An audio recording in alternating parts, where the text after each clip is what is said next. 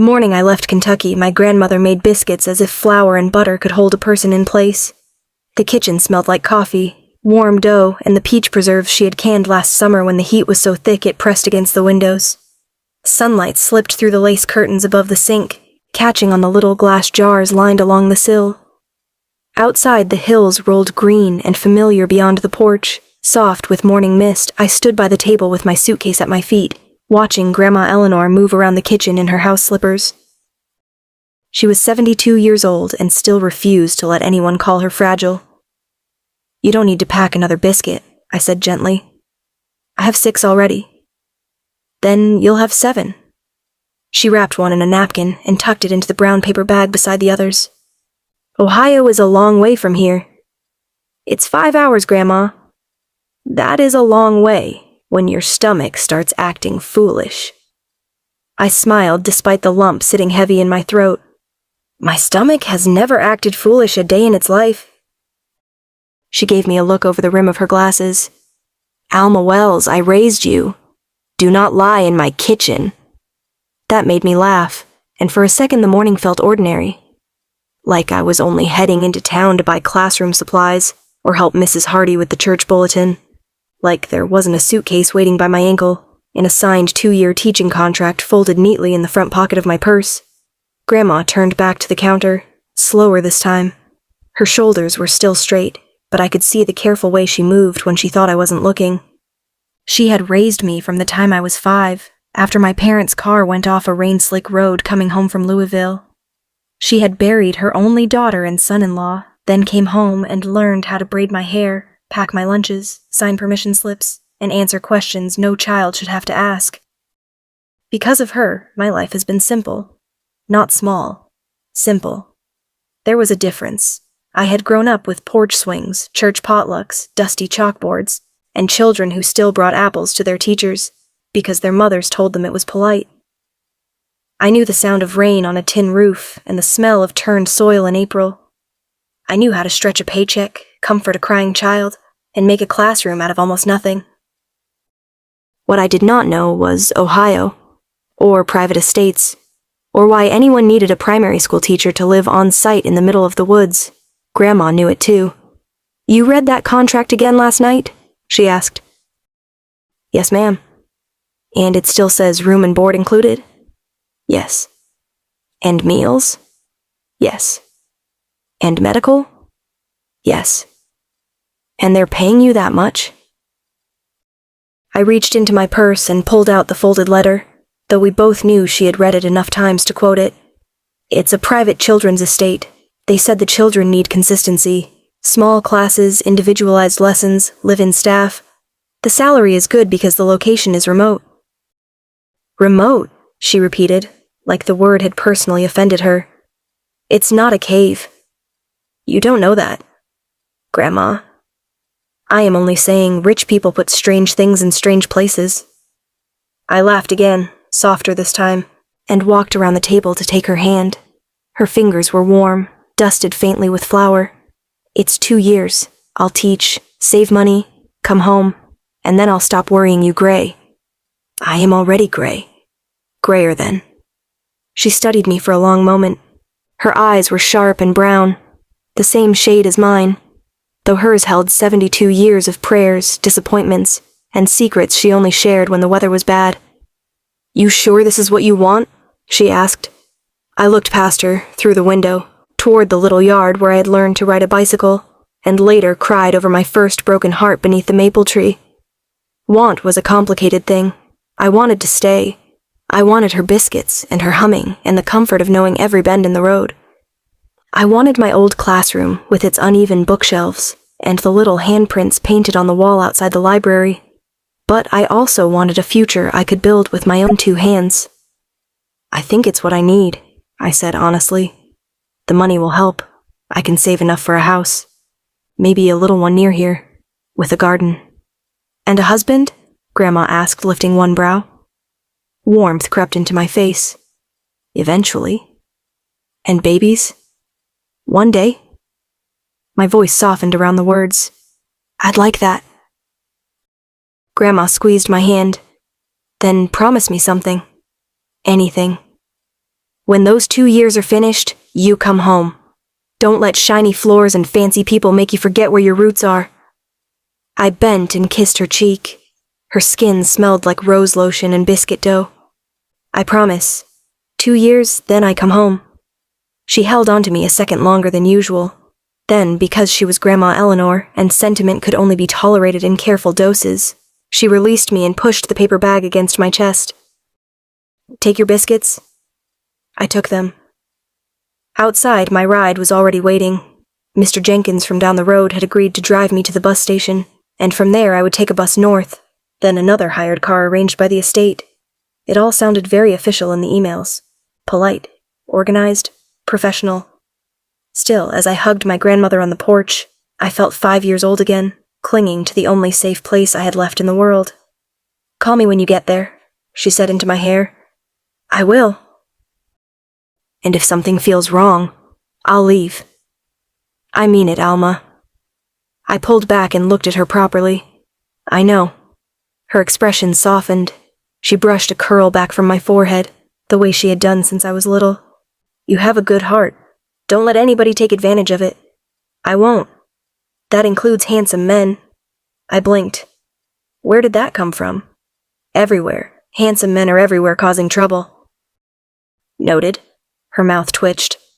"Go on before I change my mind and hide your suitcase." So I went. The road out of town curved past tobacco barns, grazing horses, and fields washed gold under the rising sun. I watched Kentucky unfold through the window until the familiar hills slipped behind us, and I told myself that leaving did not mean losing. It only meant going far enough to return with something new. By the time I reached Ohio, the sky had turned the color of pewter. The hired driver was a quiet man in a black sedan who held a small sign with my name on it at the bus station. He introduced himself as Marcus, loaded my suitcase into the trunk before I could insist on helping, and offered me a bottle of water. "Long ride, Miss Wells?" "Long enough that I may never sit again." That earned a brief smile. As we left the town behind, the roads narrowed, buildings thinned, trees gathered closer on both sides, their branches heavy and dark from afternoon rain. The farther we drove, the more the world seemed to fall away. Cell service flickered, then vanished completely. My phone became a useless black mirror in my lap. I glanced at Marcus. "The estate is really out here, isn't it?" "Yes, ma'am." "Do people get lost often?" "Not if they're meant to find it." I looked at him, waiting for him to laugh. He did not. Well, that was comforting. The car turned onto a private road marked by 2 stone pillars half covered in ivy. There was no sign, only an iron gate that opened before Marcus touched anything. Beyond it, the woods deepened. Tall oaks and pines crowded the winding drive, their trunks black with rain. For several minutes I saw nothing but trees. Then the estate appeared. I leaned forward before I could stop myself. It was enormous. Not just a large house, not a mansion in the cheerful magazine cover sense. It rose from the land like it had been there before the road, before the trees, before anyone thought to question it. Gray stone walls, wide windows, steep roofs, and long wings stretching out on either side. Ivy climbed parts of the exterior, and warm light glowed from within, softening the severity of the place. A broad terrace overlooked the front lawn. Beyond that, I caught glimpses of gardens, smaller buildings, and what looked like a schoolhouse tucked near the trees. My nerves stirred with my curiosity. "Children live here?" I asked. Marcus parked near the front steps. "Yes, ma'am." "How many?" He paused just long enough for me to notice. "Quite a few." Before I could ask what quite a few meant, the front doors opened. A man stepped out. He was tall. That was the first thing I noticed, tall in a way that made the stone doorway seem built with him in mind. He wore a dark suit without a tie, his shirt open at the collar, and his black hair was slightly tousled, as if he had been running his hand through it. His face was serious, handsome in a sharp, unsettling way, with a trimmed beard, and eyes so focused they seemed to quiet everything they landed on, including me. I stepped out of the car, smoothing my hands down the front of my yellow cardigan. "Miss Wells," he said. His voice was low, calm, Not unfriendly, but not warm either. Yes, I lifted my chin and offered my hand. Alma Wells, you must be Mr. Woods. His gaze moved briefly to my hand before he accepted it. His palm was warm, his grip firm, careful, and surprisingly gentle. Ethan Woods, he said, welcome to Vanguard Estate. There was something about the way he said welcome that made it sound less like a greeting and more like permission to cross a threshold. Thank you for having me. We appreciate you coming on short notice. I appreciate the opportunity. His eyes held mine for a moment longer than necessary, not rudely, not flirtatiously. It was more like he was trying to understand a question no one had asked aloud. Then he released my hand and turned toward the man waiting near the doorway. This is Dan Carter, my second in command.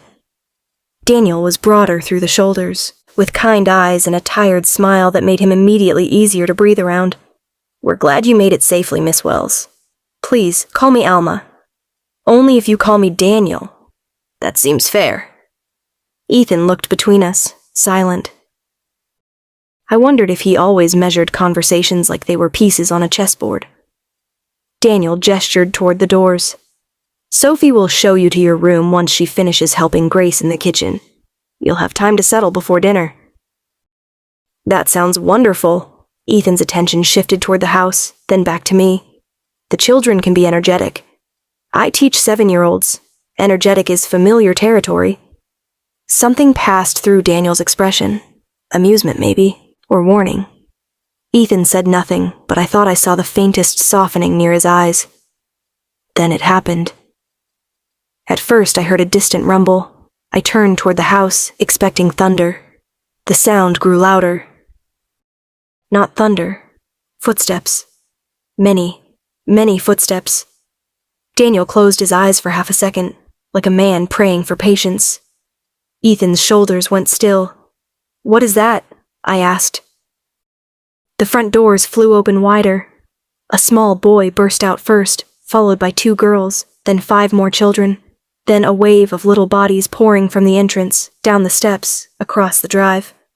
They came running with bright eyes, wild curls, missing teeth, untied shoelaces, and voices rising over one another in a joyful roar. There she is! The teacher. Is that Miss Wells? She's pretty. Does she know math? Ask if she brought candy. My paper bag of biscuits crinkled in my hand. I stared as more children appeared behind them. Dozens.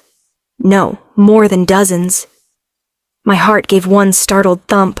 Beside me, Daniel murmured, "Quite a few." The children kept coming. The children came like a storm that had learned to laugh.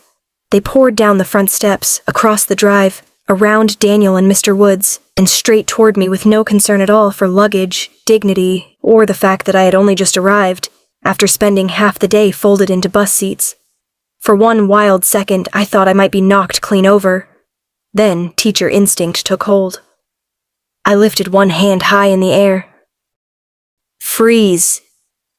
To my surprise, most of them did. Not all, but enough that the rest stumbled into a messy stop around me. A little boy with dark curls and one untied shoe bumped into my suitcase. A girl with 2 braids clutched the hem of my cardigan like she had known me for years. Somewhere near the back, someone whispered very loudly, "She's bossy." "I prefer organized," I said. A few of them giggled, their faces tilted up at me, brown eyes, green eyes, gray eyes, freckled noses, gap-toothed smiles, solemn mouths, curious stares. There were little ones barely past toddler age standing beside children old enough to look embarrassed by the chaos. More gathered on the steps behind them, and still more watched from the open doorway. I tried to count, and gave up before I reached 50. "Quite a few," Daniel had said. Quite a few was what a person said about socks in a laundry basket. This was an army. "Are you Miss Wells?" the girl holding my cardigan asked. "I am." "Do you know multiplication?" "Yes." "Do you know about long division?" "With enough coffee, yes." "Did you bring candy?" the boy by my suitcase asked. "No candy." His disappointment was immediate and complete. But I did bring biscuits. Every head snapped toward the brown paper bag in my hand. Daniel made a sound that might have been a laugh. Mr. Woods did not, though his gaze lowered briefly to the bag before returning to me. I cleared my throat. They are not all for me, but I'm not handing them out until I know everyone's name, and until whoever is in charge of supper says it's all right. Grace is in charge of supper, several children said at once. Grace is in charge of everything, an older girl corrected. From the doorway, a woman's voice cut through the noise. And don't you forget it. The crowd parted with the ease of long practice. A woman in a flour-dusted apron marched down the steps, carrying a wooden spoon like a royal scepter. She had warm eyes, sturdy arms, and the particular expression of someone who had fed more people than should be possible and had survived every complaint. You must be Alma, she said. Yes, ma'am. Grace Bennett. Kitchen, pantry, manners, and common sense. Welcome to Vanguard. She glanced at the children. And as for all of you, if Miss Wells changes her mind and leaves before dinner, I'm serving boiled cabbage for breakfast. A chorus of horrified gasps rose around us. One little boy clutched his chest. You wouldn't. Try me, Milo. Milo straightened immediately. I liked Grace before she said another word. Mr. Woods finally stepped forward. He did not raise his voice. He did not need to. The children shifted as soon as he moved, their attention drawing to him as naturally as flowers turn toward sunlight. Children, he said. One word, low and calm. The entire drive quieted. Even the smallest child beside me stopped tugging at my cardigan. Mr. Woods looked over the crowd, and though his face remained serious, there was nothing harsh in it. Miss Wells has traveled a long way. You will give her room to breathe. A little girl near the front whispered, but she has biscuits. I heard that, he said. The girl's eyes widened. He looked at me. Would you like to go inside? I should have said yes. I was tired, hungry, and overwhelmed enough that the stone house behind him seemed to tilt slightly at the edges. Instead, I looked down at the children waiting around me. I'd like to learn a few names first, if that's all right. Daniel's brows lifted. Grace smiled. Mr. Woods only studied me with that still, unreadable expression. As you wish. Something about the way he said it made my stomach tighten, in a way I did not have time to examine. So I crouched carefully, bringing myself closer to the children's height. The girl with my cardigan still hadn't let go. What's your name? I asked her. Lila. It's nice to meet you, Lila. She leaned in and whispered, Are you staying? The question was simple. The way she asked it was not. I glanced around again and noticed what I had missed in the rush, the cautious hope beneath the excitement. Some children stood close together as if expecting to be separated. A few watched me with guarded eyes, waiting for proof that I would disappoint them. My chest softened. Yes, I told Lila. I'm staying. Her fingers tightened once in my cardigan, then relaxed. After that, names came at me like rain on a roof. Milo, Hannah, Peter, Sam, Tessa, Caleb, June, Oliver, Ada, Micah. Names I caught, names I missed, names I promised to learn properly in the morning. By the time Grace herded them inside for dinner, my head spun with them. Daniel collected my suitcase before I could object. You handled that well. I've taught first grade during the week before Christmas, I said. This was lively, but nobody had glitter. Give them time. I looked sharply at him. His smile deepened. Mr. Woods walked beside us up the steps, silent as shadow. I was aware of him without meaning to be. The measured sound of his footsteps, the faint, clean scent of cedar and rain, the way the children made space for him, but kept glancing back as though reassured by his presence. Inside, Vanguard Estate was warmer than its gray stone exterior suggested. The entrance hall stretched high above us, with dark beams crossing the ceiling and old portraits lining the walls. Rugs softened the floor, lamps glowed along carved tables. The place was grand, yes, but not polished in the way I expected from wealth. There were scratches on the banister, children's drawings pinned near a side corridor, a basket of mismatched shoes by the stairs, and a toy horse abandoned beneath a chair. It did not feel like a mansion. It felt like a house trying to hold too many hearts. A young woman hurried down the hallway with a stack of folded towels in her arms. She had a bright face, quick eyes, and a smudge of flour on her sleeve. "You're here," she said, sounding relieved. "Thank goodness. I was beginning to think the children scared you back down the driveway." "Not yet. Give them until breakfast." She shifted the towels to one hip and offered me her hand. "Sophie Carter, Daniel's daughter. Your roommate, guide, warning system, and emergency source of chocolate. That is a lot of responsibility." "I'm very capable." Daniel kissed the top of her head as he passed. "She is also very nosy." "Information saves lives," Sophie said. Grace called from somewhere deeper in the house. "Sophie, if those towels aren't put away in 2 minutes, I'm using them to strain soup." Sophie winced. "Come on, before Grace invents a punishment involving vegetables." My room was on the second floor in the west wing, which Sophie informed me was the least drafty if the wind behaved. We shared a sitting area with 2 doors opening into separate small bedrooms. Mine had a narrow bed, a wardrobe, a writing desk, and a window overlooking the side lawn and the dark edge of the woods. It was plain, but clean. Someone had placed a vase of yellow wildflowers on the desk. My throat tightened unexpectedly. "I didn't know what color you liked," Sophie said from the doorway. "So I guessed. They're perfect." She looked pleased for half a second before covering it with briskness. "Dinner's in 30 minutes. Bathrooms across the hall. Hot water takes patience and prayer. If you hear thumping after midnight, it's probably pipes." "Probably?" Sophie paused. Then she smiled too quickly. "Old houses. They like drama." I filed that away with Marcus's comment about people being meant to find the estate. By the time I washed my face, changed my cardigan, and used the house phone to call Grandma, the dinner bell had rung. Grandma answered on the second ring. "I'm here," I said, before she could worry. "Safely?" "Yes." "And?" I looked out the window at the woods, then back toward the hallway where children's voices echoed like birdsong. "There are a lot of children." "How many is a lot?" I thought about lying. "More than church on Easter." Grandma was quiet for a beat. "Lord have mercy." That was my thought too. "Are they kind to you?" I remembered Lila's small hand gripping my sweater, Mr. Woods's steady voice, Sophie's flour-smudged sleeve, Grace threatening cabbage with complete sincerity. "Yes," I said. "I think they are." "Then eat something. You sound tired."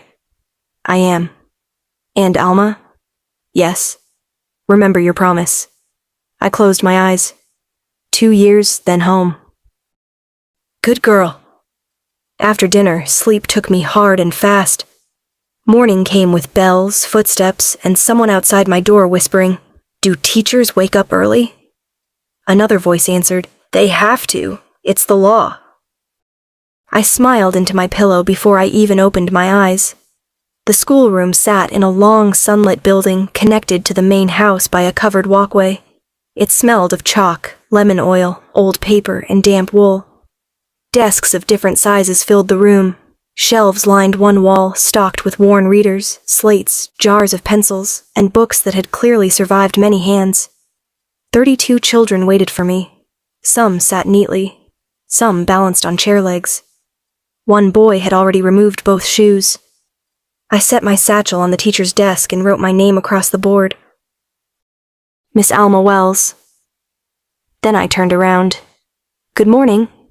"Good morning, Miss Wells," several replied. A few only stared. One child yawned dramatically. I nodded. "Fair. I also considered doing that." That earned a ripple of laughter. We began gently. Names first, ages, favorite books, least favorite vegetables. I learned quickly that Milo hated peas. Tessa liked horses. Caleb could already multiply by 8s, and Lila refused to speak above a whisper, but knew how to spell chrysanthemum. By mid-morning, the room had settled into a rhythm. Not perfect. No classroom ever was. But alive. A pencil snapped. Someone argued that wolves were better than lions. Someone else claimed soup was not a real food. When Tessa knocked over a jar of water and froze as it spread across her work, The whole room went strangely silent. Too silent. I took a cloth from the shelf and set it over the puddle. "Well," I said, "this table was clearly thirsty." Tessa stared at me. "I'm not in trouble? For spilling water? No." Her shoulders lowered a fraction. "If you flood the whole schoolroom on purpose, then we'll discuss consequences." Milo raised his hand. "What if it's an accident, but a very big accident?" "Then we get a mop." The tension broke. Children laughed, chairs scraped, and the room breathed again. I was helping Lila form her letters when the doorway went quiet. I looked up. Mr. Woods stood at the back of the room. He had not made a sound entering. He wore a dark shirt with the sleeves rolled to his forearms, and his serious gaze moved across the children before landing on me. For a moment, I forgot what I had been about to say. "Mr. Woods," I greeted. "Miss Wells." The children straightened. Not in fear, more like they wanted him to see they were doing well. Milo thrust his paper into the air. I wrote 3 sentences. Mr. Woods stepped closer and accepted the page. His expression barely changed, but his voice softened. "You did. Miss Wells said mistakes mean your brain is trying." His eyes lifted to mine. "Did she?" I held his gaze. "I did." Something quiet passed between us. Approval, perhaps. Or surprise. It lasted only a second before he looked back at Milo's paper. "She is correct," he said. Milo beamed like he had been given a medal. Mr. Woods returned the page and turned toward the door. "Carry on." He left as silently as he had arrived. The room erupted in whispers. "He liked your rule," Hannah said. "He didn't frown as much," Caleb added. "He always frowns," Milo said. "That's just his face."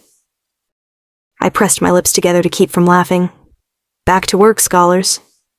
By afternoon, the air had warmed enough for lessons outside. I took the younger group to the lawn and taught spelling by having them form letters with their bodies. It was ridiculous, ineffective in places, and wildly successful in every way that mattered. 6 children attempted to become the letter S and collapsed laughing. Milo insisted he was a capital T and refused to bend. Lila laughed so hard she forgot to be shy. I laughed with them until my sides hurt. Then, while helping 2 girls untangle themselves from an ambitious letter W, I felt the odd prickle of being watched. I looked toward the terrace. Mr. Woods stood at the stone railing above the lawn.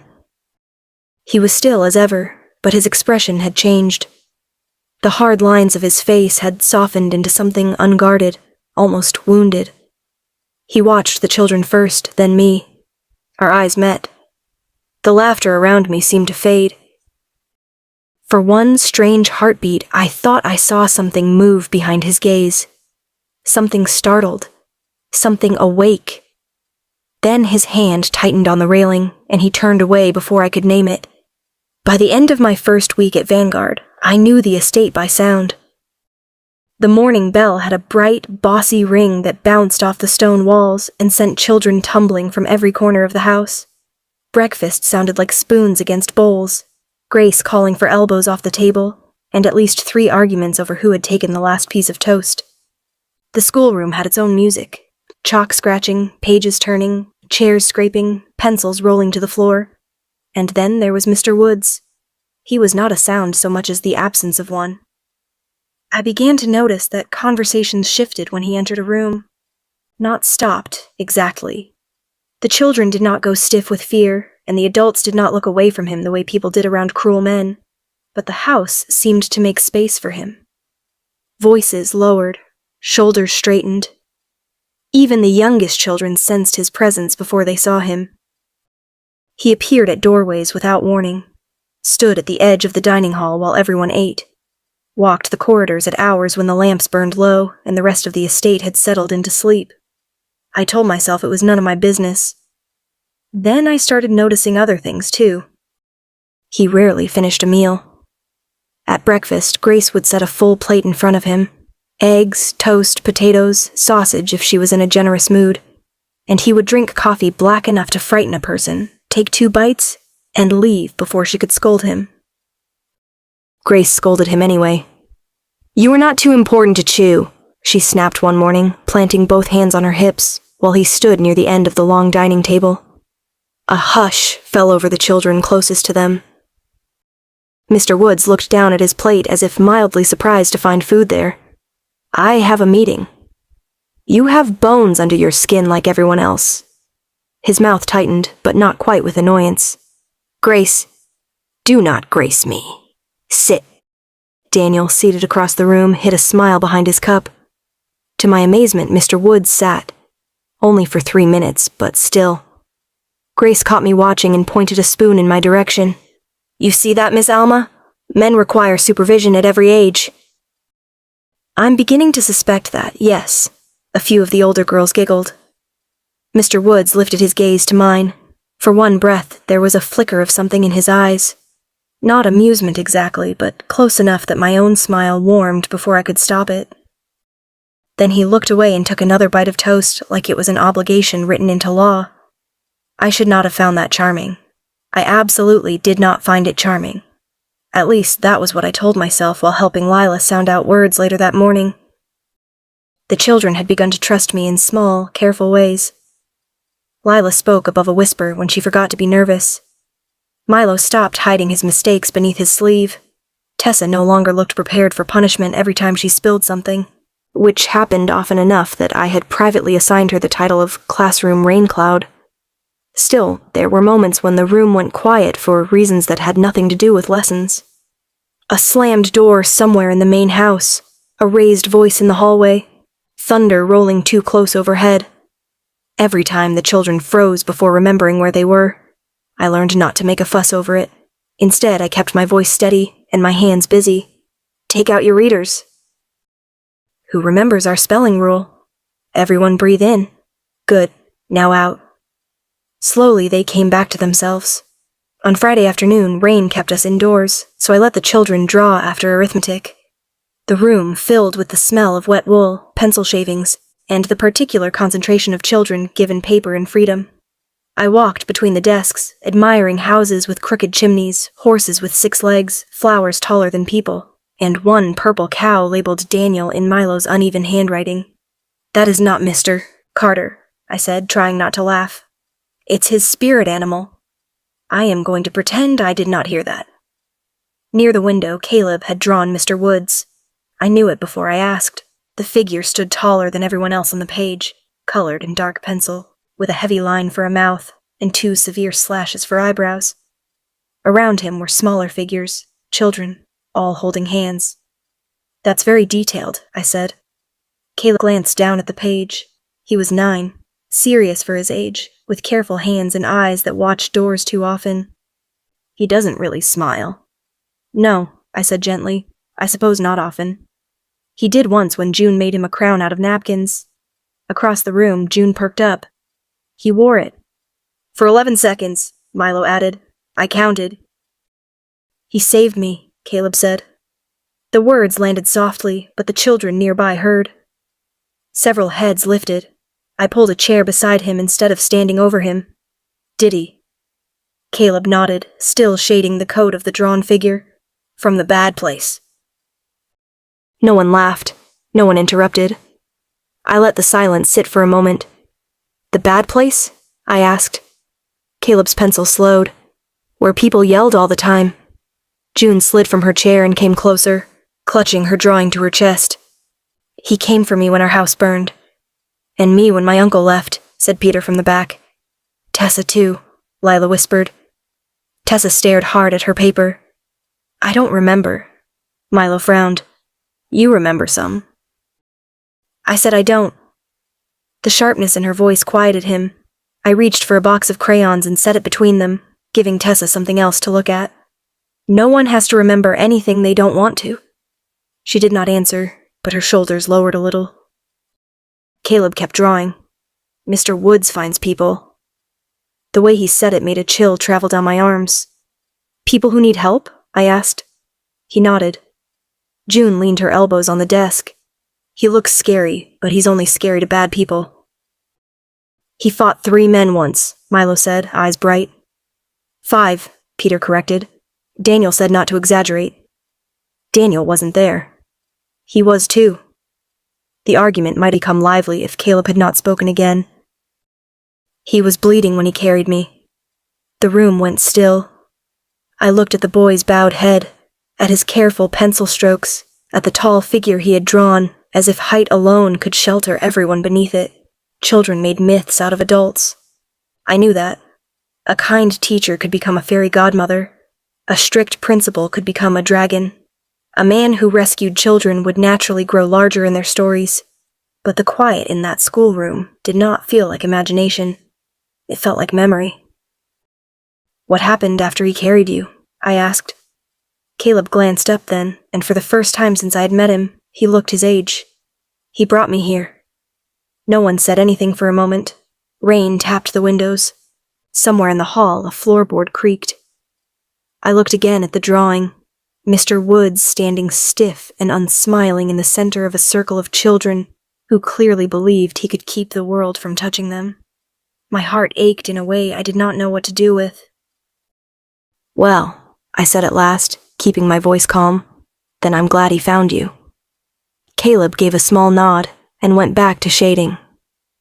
That evening, after lessons and supper, I volunteered to sort through the supply cupboard beside the old schoolroom. It was half closet, half cave, filled with broken chalk, outdated maps, wooden blocks, slates, readers missing covers, and enough dust to create a second carpet. Sophie had warned me not to go in without a brave heart and a clear will. She had not warned me that the top shelf leaned. I was balancing a stack of primers against my hip, a jar of pencils tucked under one arm, and 3 folded maps under my chin when the cupboard door swung wider than expected. I stepped backward into the hallway and directly into someone solid. The primers slipped, so did my feet. Before I could do more than gasp, 2 hands caught my waist. Not grabbed, not roughly. Caught. The stack of books hit the floor with a series of heavy thumps, pencils scattering across the runner like startled insects. The maps slid from beneath my chin and landed somewhere near my shoes. For one embarrassing second, I could not speak. Mr. Woods stood close enough that I could feel the warmth of him through my blouse. His hands were firm at my waist, steadying me as if I weighed nothing at all. I looked up and found his face far nearer than I had ever expected it to be. His eyes were not black, I realized. They were dark brown, deep enough to appear almost so at a distance, with amber caught near the center when the lamplight struck them. "Miss Wells," he said. My name sounded different in his mouth. Too low. Too careful. "Mr. Woods." Neither of us moved. I became aware of things I had no business noticing. The faint dampness in his hair, as though he had come in from the rain.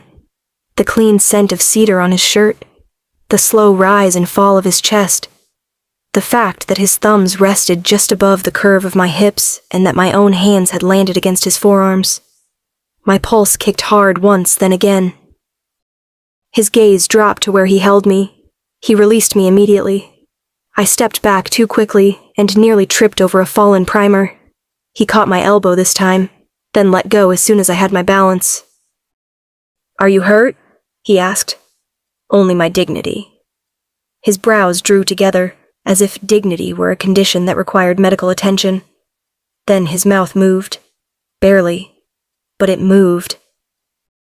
"If it helps," he said, "the books appear worse off." I stared at him. Had he made a joke? A small laugh escaped me before I could stop it. "I'll send flowers to the family." This time I was certain. The corner of his mouth lifted. Not much, not enough for anyone else to call it a smile, but I saw it. Then it was gone. He bent and began gathering the scattered books. I crouched as well, grateful for something to do with my hands. "You shouldn't carry so much at once," he said. "I'm a teacher. Carrying too much at once is part of the profession." "So is stubbornness?" "Quiet confidence." He glanced at me, and there it was again, that almost softening, like a locked door loosening in its frame. His fingers brushed mine as we reached for the same pencil. Neither of us pulled away fast enough. Then we both did. I cleared my throat. "The children told me some stories today." His body changed. Not visibly enough for most people to notice, perhaps, but I was close. His shoulders settled into stillness. His face closed. What kind of stories? About how they came here. He looked down at the books in his hands. Children talk. Yes, they also remember. A muscle in his jaw tightened.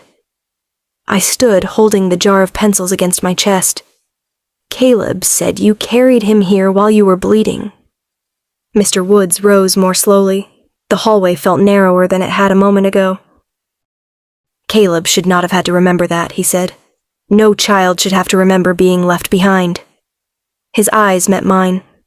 There was pain there, buried deep and guarded fiercely. Not the kind that asked to be comforted. The kind that expected to be ignored because there was work to do. You brought them here, I said. Some. Mr. Woods. He looked away. Ethan, he said quietly. I blinked. His gaze returned to mine, unreadable again. If you prefer. The offer was small. Maybe it should not have felt like anything at all. But in a house where everyone seemed to stand at a respectful distance from him, it felt like being handed a key. Ethan, I repeated. Something flickered across his face, gone too quickly to name. Yes, he said at last. I brought some of them here. And the others? Daniel, Grace, people who knew where to look. But they stayed because of you. His expression hardened, not with anger, but resistance. They stayed because this place was safer than where they came from. That can be true, and still not be the whole truth. For a moment I thought he might walk away. Instead, he looked down the hall toward the schoolroom, where children's drawings still hung along a string near the windows. Caleb's was among them, the tall, dark figure standing guard in the middle of all those small, penciled bodies. When he spoke, his voice was lower. They needed a home. And you gave them one. He said nothing. I adjusted the books against my hip. That matters. His gaze returned to me, sharp enough to make my breath catch. So does what you're doing, he said. The words were simple, almost rough, but they warmed me more than they should have. Before I could answer, he took the heavy stack from my arms with embarrassing ease. I can carry those, I said. I know. Then why are you carrying them? Because I can. I gave him a look. He did not smile this time, but his eyes came close. We walked together to the schoolroom, side by side, the hallway dim around us. Our footsteps were the only sounds for several seconds. At the door, he placed the books on my desk and turned to leave. You know, I said, Grace is right. He paused. About what? You should eat more. His expression went blank. And sleep, I added, because apparently I had no sense of self-preservation. You look like a man who argues with both. Do all teachers offer unsolicited instruction to their employers? Only the ones who behave like boys avoid vegetables. There it was, a real smile, brief, unwilling, and gone almost before it arrived, but real. It changed his whole face, softened the severity, revealed the man beneath burden for one bright second. Then he seemed to remember himself. The smile vanished. Good night, Miss Wells, he said. Not Alma, not again. Good night, Ethan. His shoulders stilled at the name, but he did not turn back. Later, after I washed and changed for bed, I found myself standing at my window instead of pulling the curtains closed. The courtyard below was silvered with moonlight.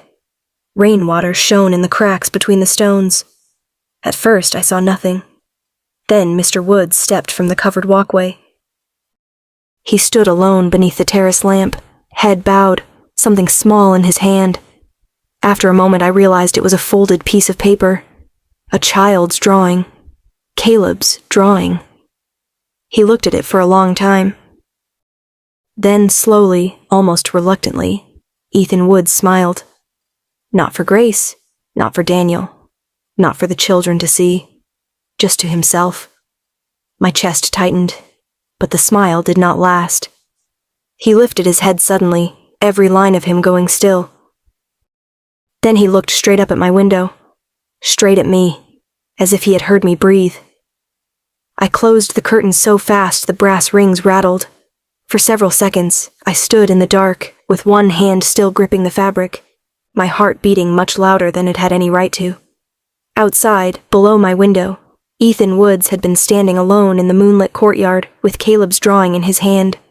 He had smiled. Then he had looked straight up at me. I told myself there was a reasonable explanation. Perhaps the movement of the curtain had caught his attention.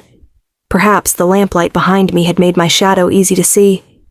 Perhaps men who owned enormous estates in the middle of the Ohio woods developed a habit of looking into second-story windows for no troubling reason whatsoever. None of those explanations helped me sleep. By morning, I had decided the mature thing to do was behave as if nothing strange had happened. Vanguard Estate had other plans. Breakfast was in its usual state of cheerful disorder. Children crowded the long tables with bowls of oatmeal, buttered toast, and small emergencies. Milo had somehow gotten jam on his eyebrow. Lila sat beside Tessa, carefully cutting her toast into 4 perfect squares. Grace moved between tables with a coffee pot in one hand and a warning in her eyes. Sophie slid into the seat beside me and leaned close. "You look like you had a conversation with your pillow and lost." I was thinking. That is what people say when they were awake all night worrying. I do not worry all night. I diversify. Some of it was curiosity. Sophie gave me a look. That may be worse. Before I could answer, the dining hall quieted by degrees. Ethan had entered through the side door. He wore a dark coat this morning, his hair still damp, as though he had already been outside before most of us finished our first cup of coffee. His gaze moved across the room with practiced attention, pausing briefly on the children, then Daniel, then Grace, then me. The memory of him in the courtyard settled between my ribs. "Good morning, Miss Wells," he said. "Good morning, Mr. Woods." Something unreadable crossed his face at the formal address, but it vanished before I could be sure. Grace set a plate in front of him with enough force to make the fork jump. "Eat," she ordered. "I have work." "You have teeth. Use them."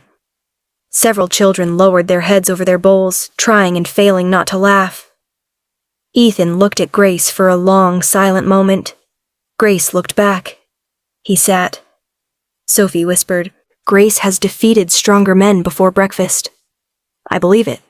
Ethan took one bite of toast, then glanced toward me again. "Miss Wells." "Yes?" "Keep your curtains drawn after dark."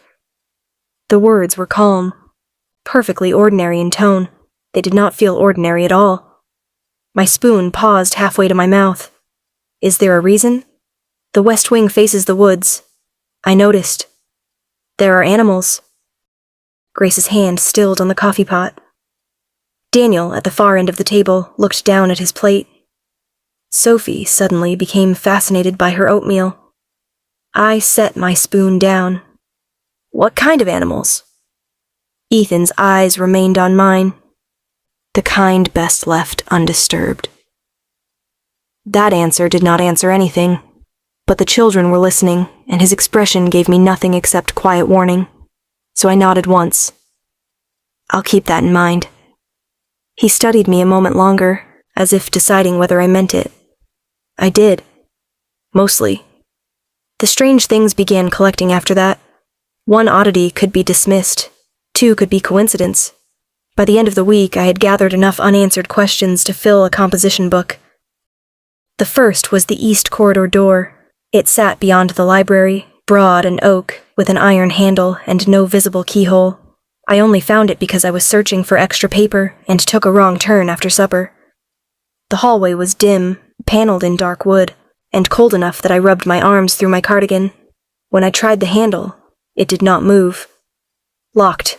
Without a lock. I was still frowning at it when Daniel appeared behind me. "Lost?" he asked. "Possibly. Or your house has decided to keep secrets from me." His smile was pleasant, but his eyes sharpened. "This wing isn't used much." I was looking for paper. "Storage is the other direction." "Of course it is." He stepped past me and touched the door lightly, not even enough to turn the handle. Somewhere inside the frame, there was a soft click. My brows rose. Daniel opened the door a few inches, reached inside, and pulled out a stack of writing paper. "There," he said. "Mystery solved." "Daniel." "Yes?" "Doors don't usually unlock when people touch them like that. At Vanguard, many things have unusual habits." That is a sentence designed to make me ask 12 more questions. I was hoping for 8. I accepted the paper, narrowing my eyes at him. "You are all very committed to being unhelpful." "Only when necessary." He closed the door behind him. It clicked again. The second oddity was the woods. People went into them at strange hours, not for strolls, not with baskets of berries or garden shears. They moved with purpose, crossing the lawn after dark in pairs or small groups, sometimes without lanterns, disappearing beneath the trees as if the shadows had been expecting them. When I asked Sophie why 2 kitchen boys and one of the gardeners had marched into the forest at 10 o'clock carrying folded blankets, she said, "Inventory." "In the woods?" "It's a very large estate."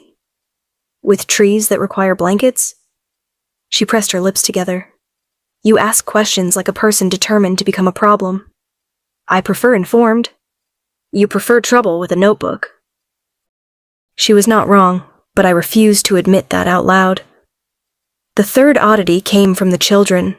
We were studying moon phases on Thursday afternoon, which should have been a simple lesson involving chalk diagrams, vocabulary words, and Milo, insisting that the moon looked like a bitten biscuit. I had drawn a full circle on the board when June raised her hand. "Miss Wells?" "Yes." "Will we still have lessons the day after?" "The day after what?" She hesitated. Milo leaned forward. "The full moon." Several children turned toward him at once. Caleb kicked his chair. Milo scowled. "What?" she asked. I looked from face to face. "Yes, we will still have lessons after the full moon, unless the moon has completed your arithmetic for you, which seems unlikely." A few children laughed, but not enough. Lila's small hand rose slowly. "Yes, sweetheart?" Her voice was soft. "Does the full moon hurt humans?" The classroom went still. I kept my expression gentle. "No, not unless humans are walking around in the dark staring at it instead of watching where they put their feet." That earned a nervous giggle from Tessa, but Caleb looked down at his desk. Milo bit his lip. June folded both hands in her lap like she had said something wrong. I turned back to the board and continued the lesson, but my curiosity had sharpened into something heavier. That evening I found Sophie in our sitting room, mending the sleeve of a little blue dress. "The children asked me if the full moon hurts humans," I said. The needle slipped. "Ow!" Sophie stuck her finger in her mouth. I sat across from her. "That is not a normal question." "Children say strange things." "They asked if it hurts humans specifically." Sophie avoided my eyes. "They've had unusual lives." "I know that." "Then maybe let this be one of those things they explain when they're ready." "That sounds kind," I said slowly, "and also like an evasion." She sighed and lowered the dress. For once, the humor left her face. "Alma, this place is safe, for you, for the children. I need you to know that. I believe you." "Good." "But safe places can still hide things." Sophie looked toward the window, where evening had pressed blue shadows against the glass. "Sometimes they have to." Before I could ask what that meant, a howl rose from somewhere beyond the trees. Long, low, too deep to belong to any dog I had ever known. Every hair on my arms lifted. Sophie stood so fast her chair scraped backward. "What was that?" I asked. "Nothing." That was not nothing. She moved to the window and pulled the curtains closed. "Stay inside tonight." "You sound like Ethan." "Then for once, listen to both of us." She tried to smile, but worry had already given her away. Later, when the house settled into its nighttime hush, I could not sleep. The moon was nearly full, bright enough to draw silver lines through the edges of the curtains. Sophie's room was empty. She had gone downstairs after saying she needed to help Daniel with something. though she had not said what. I sat at my desk for almost an hour, grading spelling sheets and pretending I was not listening to every sound in the walls. Then I heard the back door open. A moment later, from the narrow gap beside my curtain, I saw a figure cross the rear courtyard. Small. Too small to be Daniel. The shape moved quickly toward the gardens, then beyond them, toward the black edge of the trees. My stomach dropped. A child. I was on my feet before sense could catch up with me. I pulled on my shoes, grabbed my cardigan, and slipped into the hallway. The house was dim and quiet, all sleeping children and old wood breathing in the dark. Downstairs, the rear door had not latched fully. Cold air threaded through the crack. I told myself I was not looking for trouble. I was looking for a child. Outside, the garden smelled of damp earth and late roses. Moonlight silvered the paths, the hedges, the stone benches, every blade of grass. The estate behind me glowed with warm windows, but ahead, the woods gathered thick and black. "Hello?" I called softly. "Milo? Lila?" No answer. I moved closer to the tree line. A branch snapped somewhere to my left. I froze. The night went silent. Then a growl rolled out of the darkness. It was not the warning sound of a stray dog. It was deeper than that. Lassie. It seemed to vibrate through the ground and climb straight into my bones. My breath caught, but I did not scream. Very slowly, I took one step back. The shadows shifted. Something enormous moved between the trees. Moonlight spilled across dark fur, broad shoulders, powerful legs, and eyes that fixed on me with terrifying intelligence. A massive wolf stepped out of the woods and looked directly at me. The night before the full moon always put teeth in the air. Every scent sharpened. Every sound traveled too far. The younger children grew restless in their sleep, and the ones old enough to remember bad places sometimes woke crying before they knew why. Vanguard was safest on those nights, when everyone stayed where they belonged. Alma Wells had not learned that yet. I caught her scent before the rear door opened, lavender soap, chalk dust, warm skin, a thread of worry. I stood beneath the trees in wolf form, my paws sunk into damp leaves, and lifted my head toward the house. The estate rose beyond the lawn, its windows golden against the dark. Most of the children slept. Grace was awake in the kitchen. Daniel circled the south path. Sophie had gone after Tessa, who had slipped outside in a frightened, half-awake panic after hearing the first warning howl. We had contained that, or I thought we had. Then the back door eased open. Alma stepped into the moonlight in a cardigan and house shoes, her curls loose around her shoulders, one hand holding the fabric at her throat against the cold. She looked too human beneath that sky, too soft for the old woods and the things moving inside them. My wolf went still, no. She crossed the garden path. I growled. The sound rolled out before I could soften it. Alma stopped at the tree line, her breath catching. Her warm brown eyes searched the darkness, wide but steady. Most humans screamed when they heard a growl like that. Alma took one careful step back and called softly, "Hello?" Damn her courage. I moved out of the shadows. Moonlight touched my fur first, then my shoulders, then the full length of me as I stepped between her and the woods. She stared at me. Fear came from her, sharp and bright, but it did not drown out everything else. Curiosity was there too. That was worse. Her gaze traveled over my muzzle, my paws, the height of me.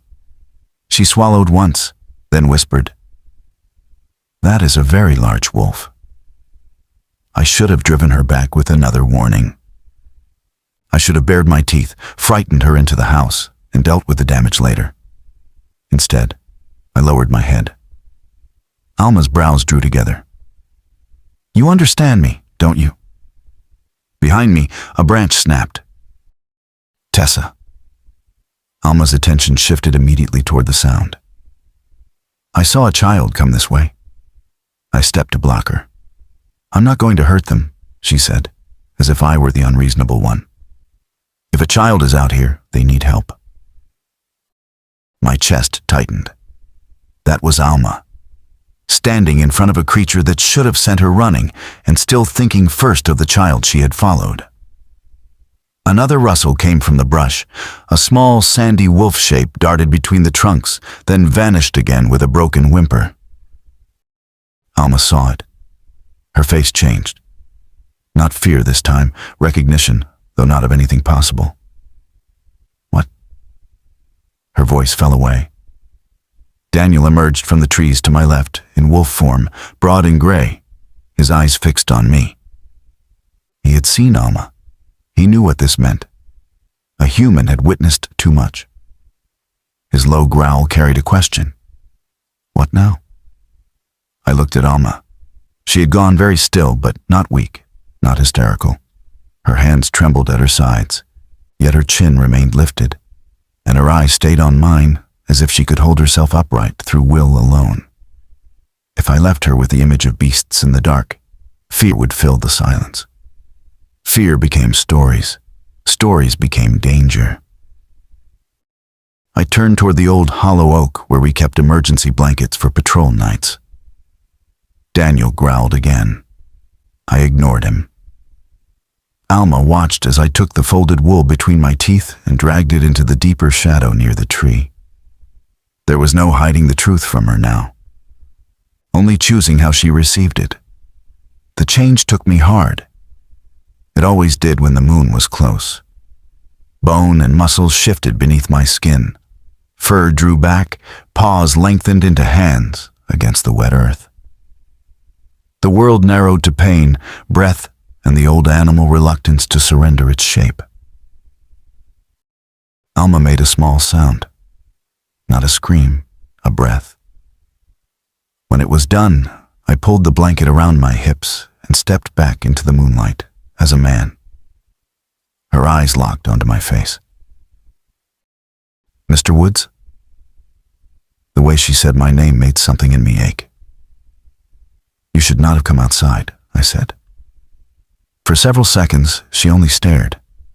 Then she looked past me, toward Daniel's wolf, toward the trees where Tessa had vanished, and whispered so quietly only wolf hearing would have caught it. Grandma, you were right. Daniel's head snapped toward her. Mine did too. Alma pressed a hand against her chest. I'm not fainting, she said, though no one had suggested it. No, I said carefully. You are not. I might sit down later, for dignity's sake, but not yet. Her eyes returned to mine. Was that you? Yes. You were the wolf. Yes. And Daniel? Daniel huffed once through his nose, which was as close to irritation as a wolf could manage. Alma glanced at him. I'm assuming that means yes. Despite everything, the corner of my mouth nearly moved. Then Sophie came through the trees, with Tessa wrapped in a coat against her side. Tessa's cheeks were wet, her bare feet muddy beneath the hem, and her small hands clutched Sophie's sleeve as if she expected the world to crack open beneath her. Alma forgot me instantly. Tessa. She took one step forward, then stopped herself, careful not to crowd the child. Sweetheart, are you hurt? Tessa shook her head hard. I didn't mean to. I know. I heard the howl and I thought... Her little face crumpled. I thought they came back. Sophie's expression tightened. Alma's voice softened into the same tone she used in the schoolroom when a child's fear was bigger than their words. You're here. You're safe. No one is angry with you. Tessa looked at me, uncertain. I forced my voice to remain gentle. No one is angry. Only then did Tessa loosen her grip on Sophie. Alma's hands curled at her sides as if she wanted to comfort the child, but did not know whether she had permission anymore. That restraint did more damage to me than panic would have. More wolves gathered at the edge of the trees. Too many curious eyes. Too much tension. Alma noticed them one by one. The dark shapes, the intelligent stares, the impossible truth multiplying in the moonlight. One of the younger patrolmen shifted behind a trunk and came forward half-dressed, a blanket thrown over his shoulders. "Alpha," he said, voice tight. She saw. Alma's gaze flicked toward me. Alpha. The word had reached her. Daniel shifted next, efficient and silent, wrapping a blanket around himself before stepping into view. His expression held concern, not accusation, but I knew what he was thinking. A human knew our secret. There were rules for that. "Inside," I said. The command carried enough alpha weight that every wolf nearby lowered their head. Alma did not. She looked at me with that same steady, searching sang-froid. "Am I being ordered or invited?" Daniel went very still. Sophie closed her eyes, as if praying for patience. I should not have admired the question. "Invited," I said after a beat. Strongly. "All right." Alma turned toward Tessa. "Can Sophie take you in first?" Tessa nodded. Only after the child was moving toward the house did Alma follow. She walked between wolves without shrinking from them. By the time we reached my study, Grace was already there with a kettle, 3 cups, and the expression of a woman prepared to scold fate itself. Daniel stood near the door. Sophie stayed beside Alma, protective in a way that would have amused me under different circumstances. Alma sat in the chair by the fire because Grace pointed at it. Her hands were folded in her lap. They were not steady. She noticed me noticing and tucked them under the edge of her cardigan. Grace handed her tea. "Drink." "Thank you. You're handling this better than most." Alma looked into the cup. I was raised by a Kentucky grandmother. She believed in God, cast iron, and things living in the woods that polite people didn't discuss after dark. Daniel blinked. "Your grandmother knew about wolves?" I thought she was telling stories to keep me from wandering. Alma's mouth curved, but her eyes remained serious. Apparently, I owe her an apology. I stood near the mantel, keeping distance between us, because my skin still remembered the change, and my wolf still watched her too closely. "You understand what you saw cannot leave this estate," I said. Alma looked up. "I understand it's dangerous." "For us?" "And for the children," she added. That answer silenced the room. Not for herself, not for the impossibility of wolves becoming men. She had gone straight to the most vulnerable lives under this roof. Daniel's shoulders eased a fraction. Sophie's eyes shone. I hated the relief that moved through me. Alma drew a slow breath. "Are all of you werewolves?" Grace snorted softly. "There's the word." "Yes," I said. "The children too?" "Yes." Her fingers tightened around the cup. "Does the full moon hurt them?" I had expected terror, accusation, revulsion. Not that. "Sometimes," I said. "Especially the first years. Especially if they are frightened." Her gaze shifted toward the window, beyond which the woods waded in silver and black. "That's why they asked me whether it hurts humans." "Yes." She absorbed that quietly. The fire snapped in the hearth. Somewhere upstairs, a child's footsteps crossed the floor and faded. Then Alma looked at me again. "Were you ever going to tell me?" "No." The answer came too quickly to dress in politeness. Hurt passed through her face, small but unmistakable. I felt it like a blade. "I see," she said. Daniel cleared his throat. "Alma, it wasn't personal. It feels a little personal when everyone in the house knows something except you." Sophie winced. "That's fair." I pushed away from the mantel. "You were human. You were outside our world. Keeping you ignorant kept you safe." And now? Now she had seen me become the monster. Now she knew the children she loved had claws and fur beneath their skin. Now the honorable thing would be to send her home before the bond between her and Vanguard grew any deeper. Before mine did. "You should leave," I said. The words tasted like iron. Sophie inhaled sharply. Grace muttered something under her breath that sounded unkind. Daniel watched me but said nothing. Alma did not stand. She did not plead. She simply looked at me. "Is that what you want?" No one moved. The firelight warmed her face, caught in the brown of her eyes, traced the stubborn line of her mouth. She should have been afraid of me. It would have made this easier. It would have given me the strength to open the door, put money in her hand, and send her back to Kentucky, where her grandmother's stories could become stories again. "No," I said at last. The room seemed to breathe. Alma set her cup down carefully. "Then don't hide behind what should happen." My wolf stirred hard enough that I had to tighten my hands into fists. Quiet confidence, Daniel had called her once. He had been wrong. There was nothing quiet about the way Alma Wells stood inside a room full of predators and held her ground with nothing but kindness, sense, and a spine made of steel. "You may stay tonight," I said. "Tomorrow we speak properly. Until then, you do not go outside after dark. You ask your questions of me, Daniel, Sophie, Grace, or Dr. Brooks. Not the children. Not yet. And you tell no one beyond these walls what you have learned."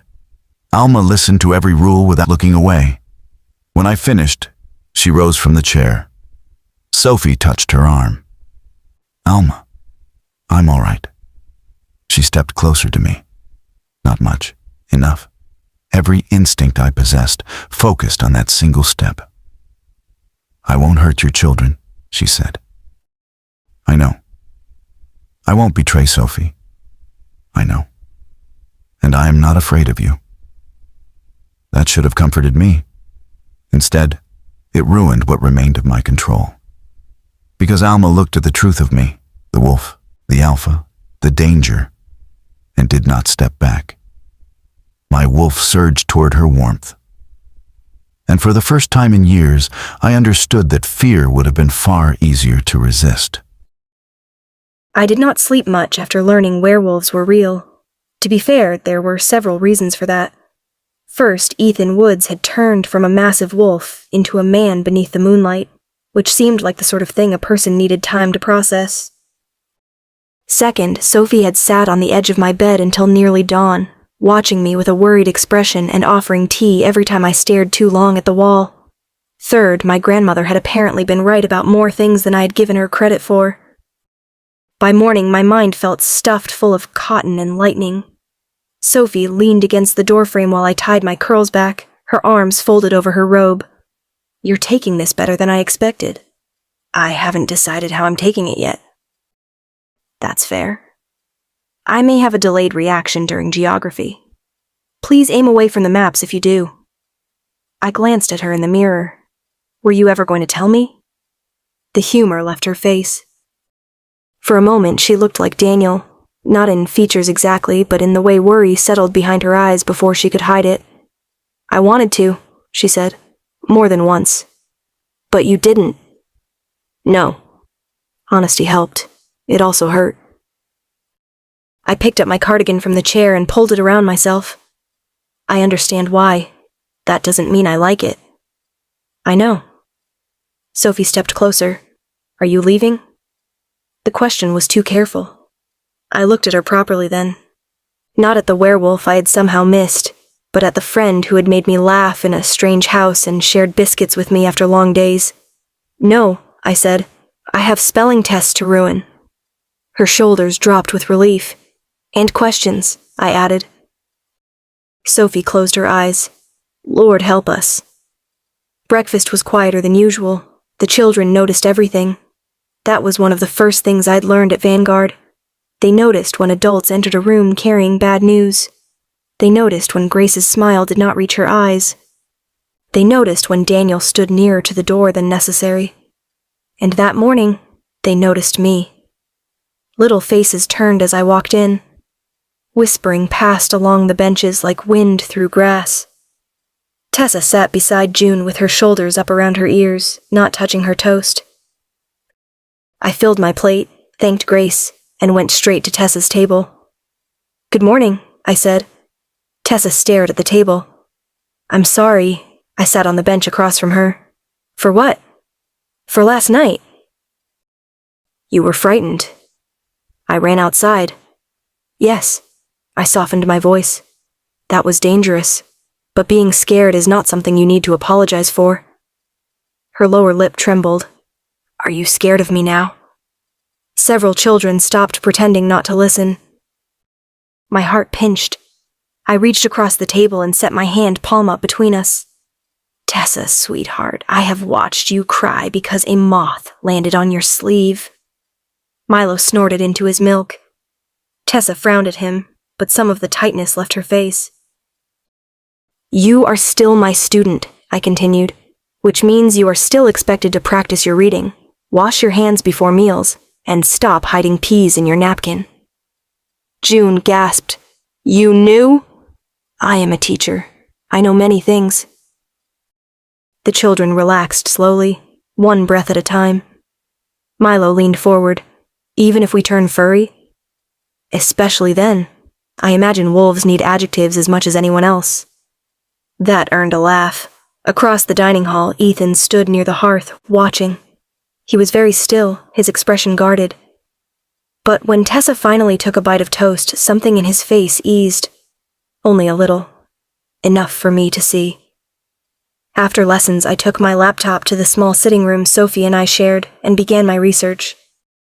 It went poorly.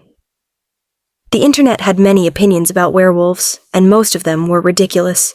According to one website, werewolves could only be killed with silver bullets. According to another, they were cursed by witches.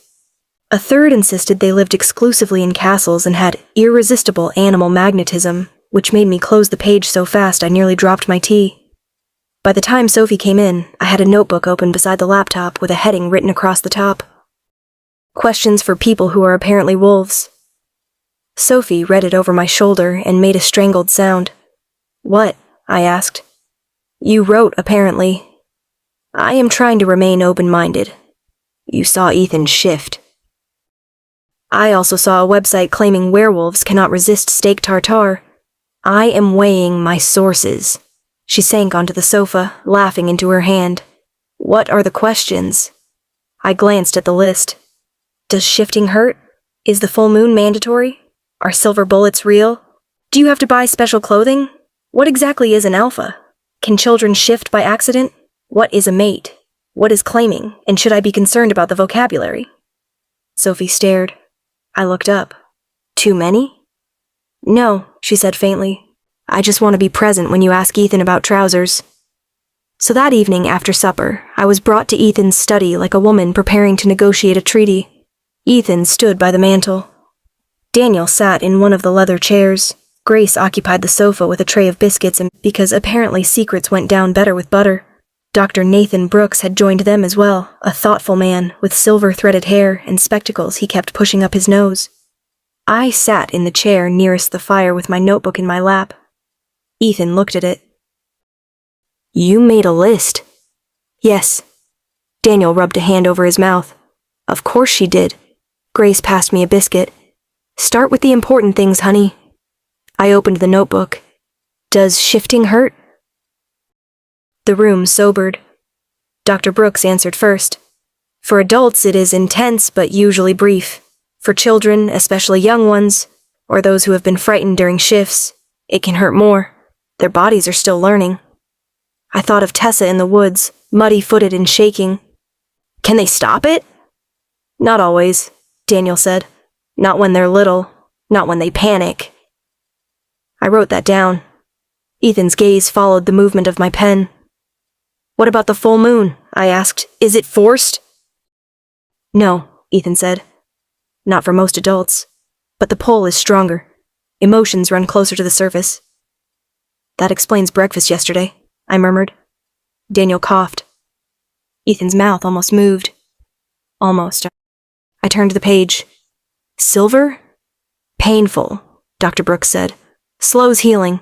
Not instantly fatal unless the wound is severe. Wolfsbane? Poisonous in enough quantity. Fleas? Grace barked a laugh. Sophie, who had slipped in quietly and taken a spot near the bookshelf, covered her face. Daniel leaned back in his chair. No, Alma. We do not have fleas. I didn't want to assume. Thoughtful of you. Ethan looked toward the window, but I saw the faintest shift at the corner of his mouth. Encouraged, I continued. Clothing. Daniel groaned softly. I pointed my pen at him. This is practical. If people are turning into wolves in the woods, someone has to be thinking about shirts. Grace looked delighted. I knew I liked you. Clothes do not shift with us, Ethan said, voice even. We keep blankets and spare garments in several places across the estate. So, the estate budget includes emergency trousers. Daniel lost his battle with laughter. Even Dr. Brooks smiled. Ethan's eyes came back to mine, and there it was again. That reluctant warmth, buried under all his discipline. It changed him for less than a second, but I felt it like sunlight through a window. Then I leaned forward to catch my pencil before it rolled off my notebook. Ethan inhaled sharply. The sound was small, almost nothing, but everyone noticed. His hand closed around the mantel edge, knuckles tight. Daniel's laughter stopped. Sophie's gaze flicked between us. I straightened slowly. Are you all right? Yes, Ethan said. The word came too quickly. His eyes were darker than before, though the fire caught something amber near the center. Not quite animal, not quite human. A strange warmth moved through my chest, followed by confusion.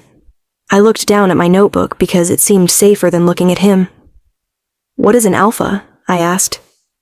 The room settled again, but not fully. Daniel answered.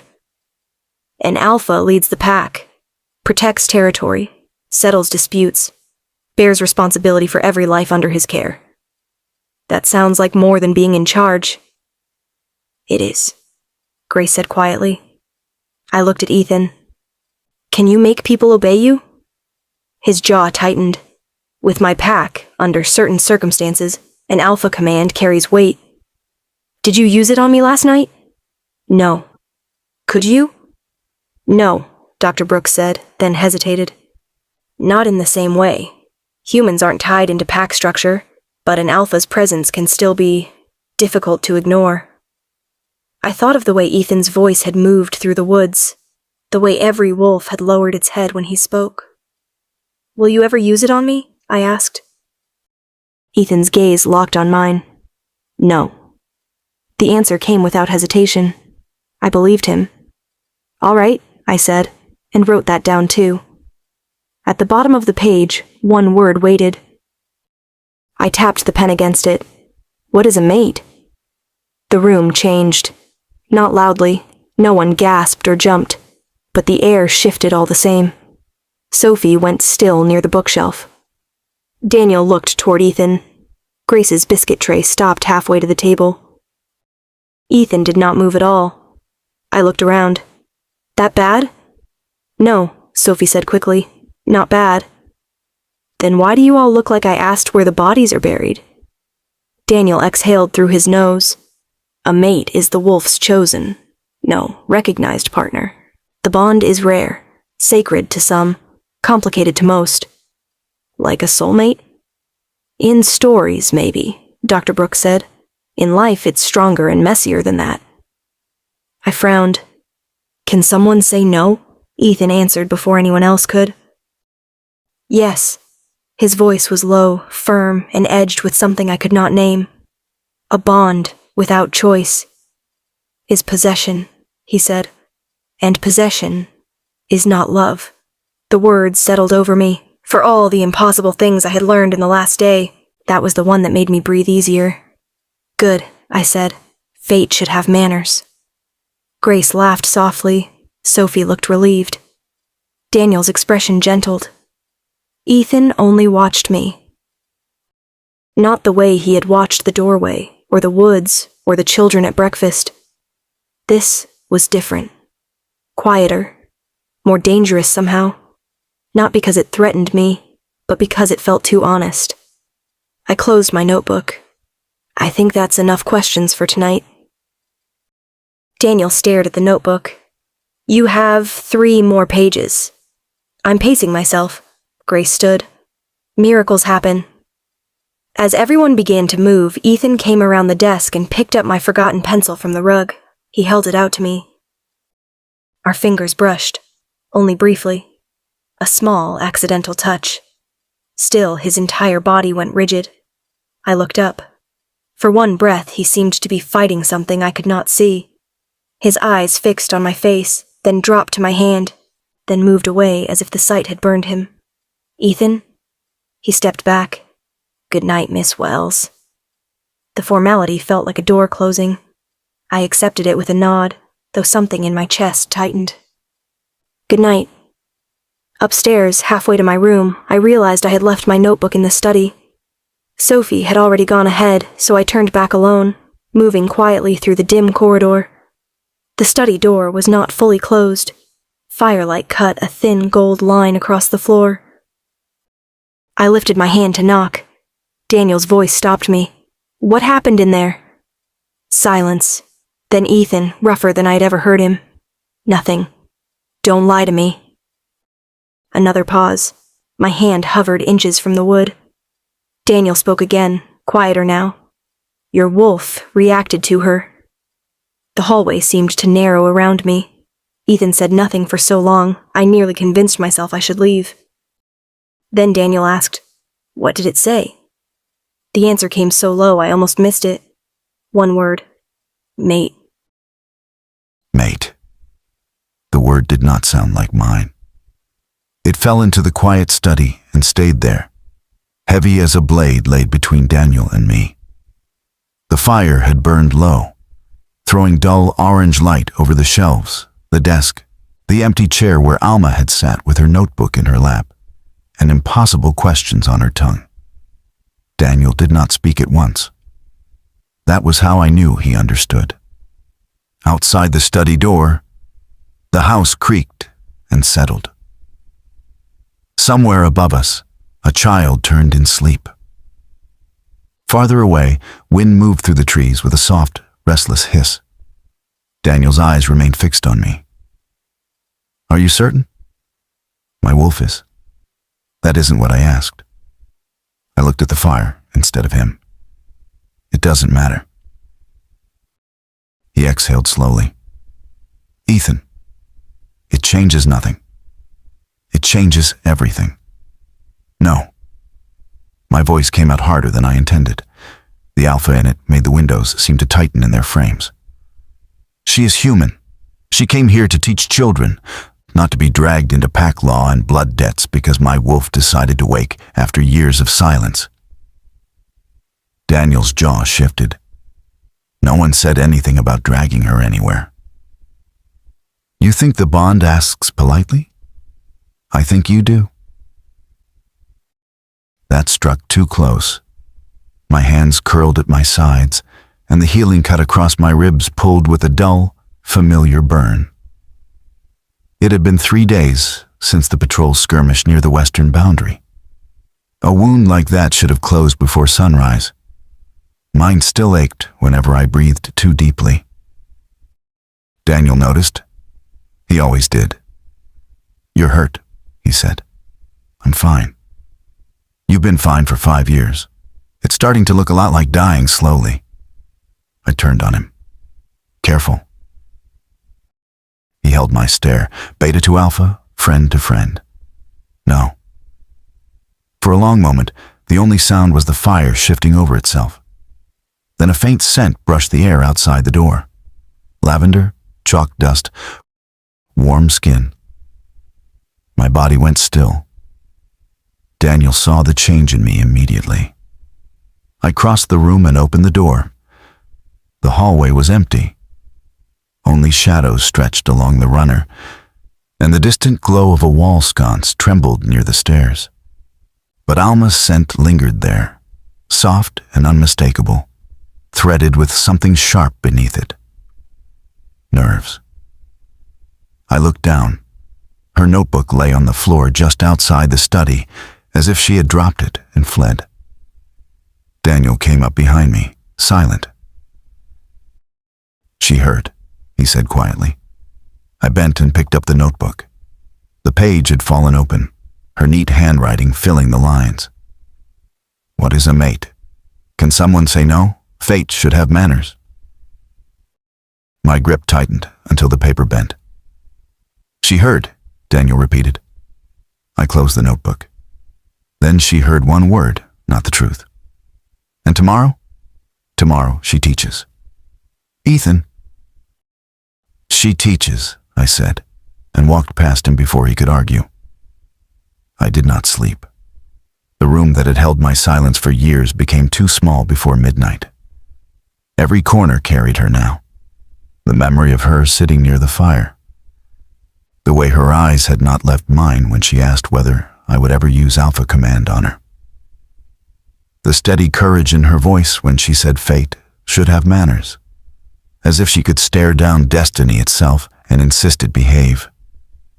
My wolf paced beneath my skin. "Mate? No."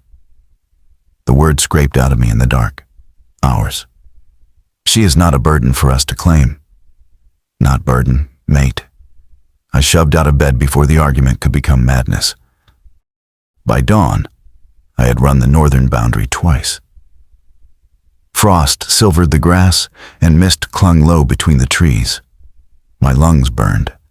My muscles trembled from effort. Still, when the wind shifted, I caught her scent from the open schoolroom windows. Lavender soap, paper, warm skin, and beneath it, something untouched by our world's violence.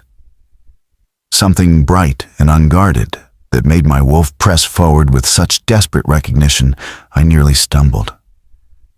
I hated myself for noticing. By breakfast, the dining hall was full of noise. Children argued over porridge, Grace scolded someone for feeding bacon to a dog that did not exist, and Sophie laughed at something Alma said near the long table.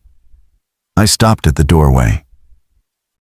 Alma was helping Tessa butter toast, her dark curls pinned back with a ribbon that kept slipping loose. Morning light warmed her brown skin and caught on the curve of her cheek when she smiled. There was nothing grand about the sight, nothing dangerous. That was what made it dangerous. She looked like peace. My wolf went quiet for one suspended second, not from obedience, but awe. Then Alma looked up. Our eyes met across the room. Her smile softened, uncertain at the edges. I should have gone to her. I should have returned the notebook myself, asked what she had heard, given her the respect of truth. Instead, I turned away. Grace intercepted me in the corridor with a plate in her hands and murder in her eyes. "No. I have work. You have ribs showing and a temper sharp enough to cut bread. Eat. Later." That word means never when it comes out of your mouth. I moved around her. She followed. Grace Bennett had never feared me, not even when I first became Alpha, and had enough grief in me to ruin any room I entered. Whatever is happening, starving yourself won't make you noble. I stopped. Her expression softened by a fraction. "She isn't afraid of us, Ethan." "That is part of the problem." "No, honey. That is Grace." I had no answer for that, so I gave her the only thing I could. "Make sure she eats." Grace's mouth tightened. That girl is not the one refusing breakfast. I left before she could say more. Avoiding Alma should have been simple. Vanguard Estate was enormous. It had 3 staircases, 2 unused wings, storage rooms, offices, old servants' passages, and enough hallways to keep 2 people apart for months if one of them was determined. By noon, I learned determination meant very little when the bond had begun to breathe. I heard her everywhere. In the schoolroom, sounding out words with the youngest children. No, Milo, rough and through, are not pronounced the same because the English language enjoys making enemies. In the garden, praising Caleb for carrying seed trays without dropping them. In the East Hall, laughing with Sophie over some private joke that made both their footsteps uneven. Each sound reached me before it should have. Each note of her voice pulled at something inside my chest that had been dead so long I did not recognize it when it moved.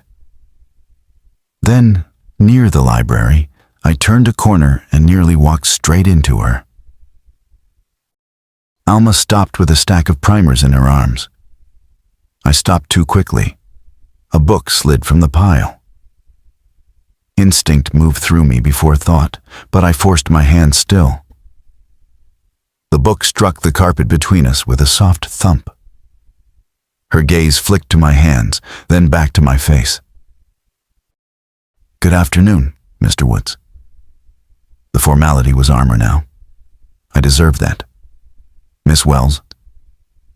She bent to retrieve the book.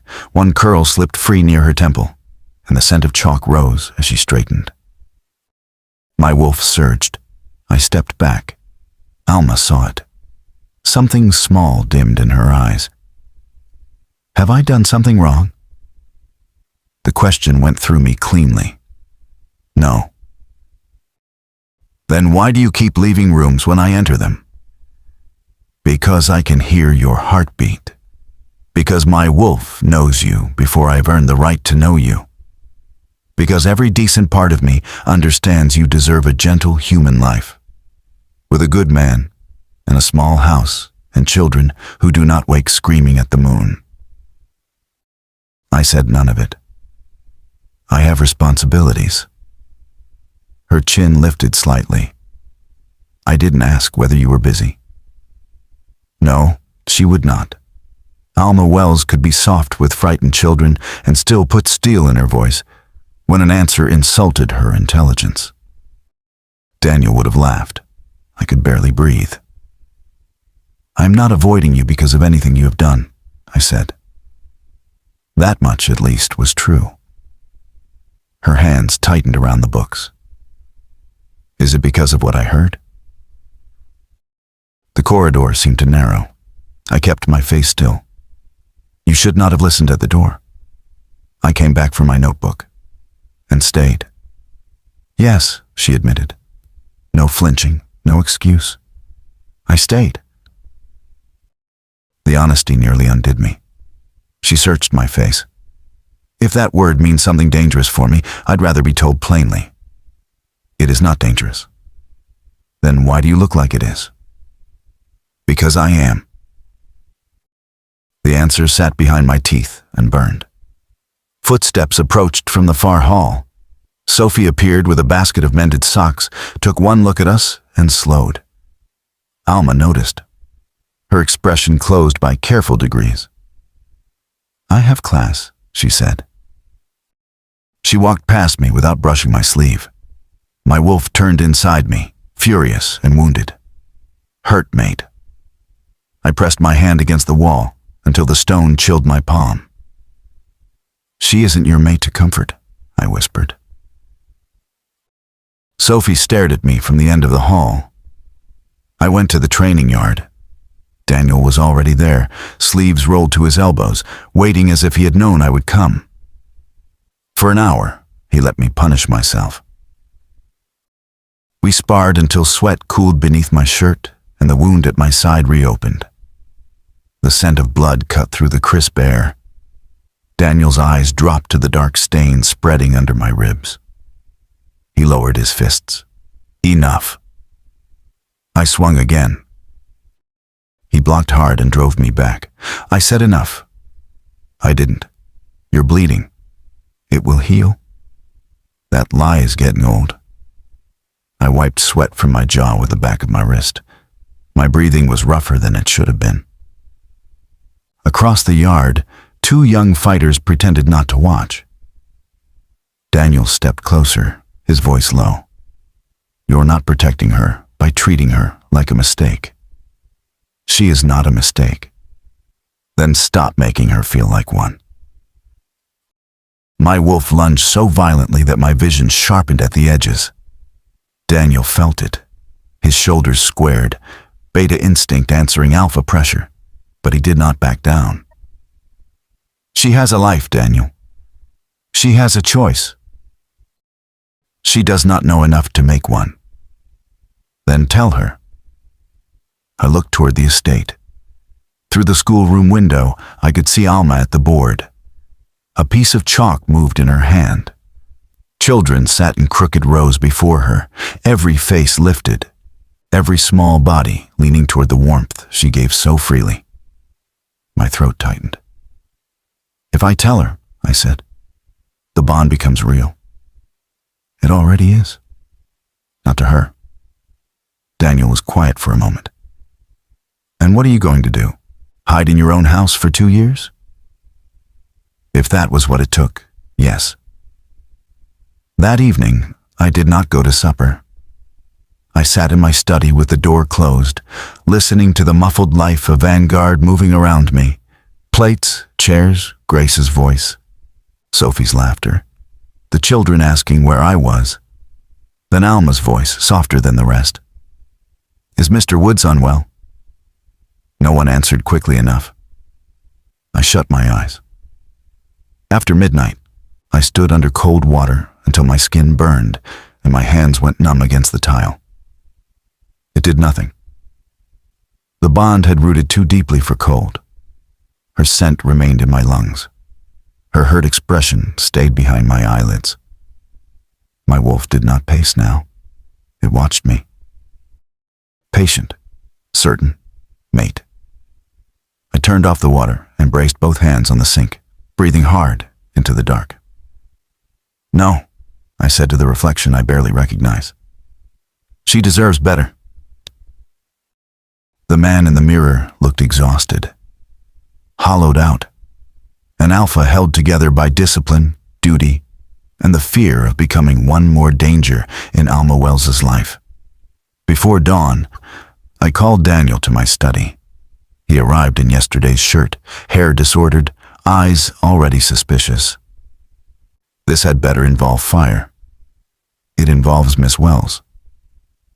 He went still. From now on, all her questions come through you, Sophie, Grace, or Nathan. Her teaching needs are to be handled by staff. She is not to be sent to me for supplies, schedules, discipline, or pack matters. Daniel's face hardened. Ethan, we will not be alone together. You can't command a bond into silence. I can keep my distance. And when she asks why, I looked down at Alma's notebook on my desk, the one I'd not returned because giving it back meant seeing her face. Tell her I am occupied. Daniel stared at me for a long, disappointed moment. That will hurt her. I know. And you're choosing it anyway? My wolf rose inside me, raging against the bars I had built. I picked up the notebook and held it out to him. Yes, I said, because hurting her a little now is better than letting my world swallow her whole. Daniel did not take the notebook at first. He looked at it as if I had offered him a weapon and asked him to aim it at someone innocent. No, he said. I held it out anyway. Return it to her. You return it. That is not what I asked. His expression hardened. You're not asking. You're hiding an order inside a request because you know I'm going to hate it. The study felt colder than it should have. Dawn pressed gray light against the windows, turning the glass dull and lifeless. Behind Daniel, the fire had burned down to embers. I kept the notebook between us. Alma's handwriting showed through the cover where the pages had bent. "You're my beta," I said. "I need you to help me keep distance." "No, you need me to make cowardice look like discipline." My wolf rose at that. Daniel felt it. His shoulders squared, but he did not lower his eyes. I could have pushed. I could have let the alpha in me fill the room until even Daniel had no choice but to bow his head and obey. Instead, I set the notebook on the edge of the desk. "That is not fair," I said quietly. His jaw tightened, regret passing over his face too quickly to soften the words he had already spoken. "Maybe not. But neither is letting Alma think she did something wrong because you're too frightened to tell her the truth. I am trying to protect her. From the bond? From me." The answer silenced him. Outside, the first children began to stir. Pipes groaned somewhere in the walls. A young voice called down a corridor for a missing sock, followed by Grace's sharp reply that socks did not grow legs unless someone shifted in the laundry again. The estate was waking. Alma would wake soon too, if she had slept at all. Daniel picked up the notebook at last. His fingers rested over the cover, but he did not leave. "If she asks me directly," he said, "I won't lie to her." "I'm not asking you to. You're asking me to stand between you and the consequences of your own silence." I looked toward the window. Frost had gathered along the iron railing outside, silver and fragile. "I'm asking you to keep her from being swallowed by a life she never chose." Daniel's voice softened. "Then let her choose." I had no answer that would not sound like fear. He waited another moment, then turned for the door. "Daniel," he stopped. "Tell her I am occupied." He glanced back, tired disappointment settling in his eyes. "You are." Then he left with Alma's notebook in his hand. For the rest of the day, I made avoidance look like work. There was enough of it to make the lie believable. Repair estimates from the north roof. Food ledgers with numbers Grace had scratched out twice and rewritten smaller, as though thinner ink could stretch coin. A letter from one of the few human suppliers still willing to extend us credit. Patrol reports, tuition schedules.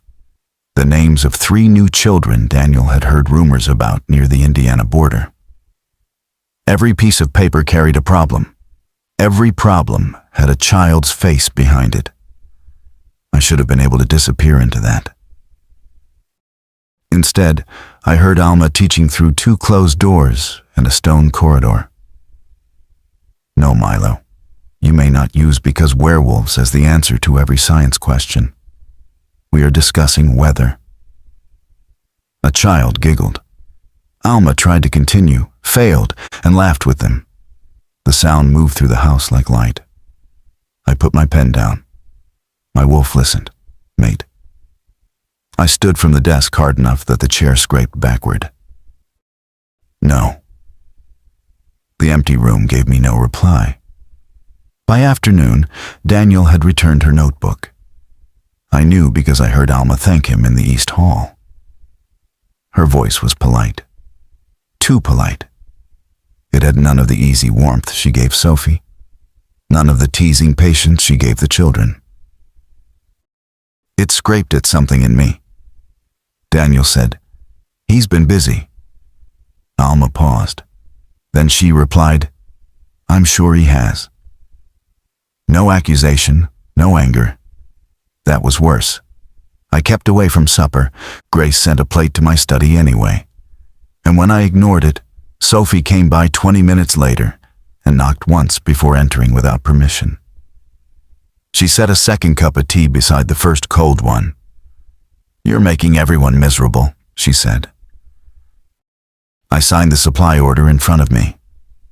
Good evening to you too. I'm serious. So am I. Sophie leaned against the desk, arms folded. She had Daniel's stubbornness and her mother's late temper. It made her difficult to dismiss and dangerous to underestimate. Alma asked whether she should request a transfer. My pen stopped.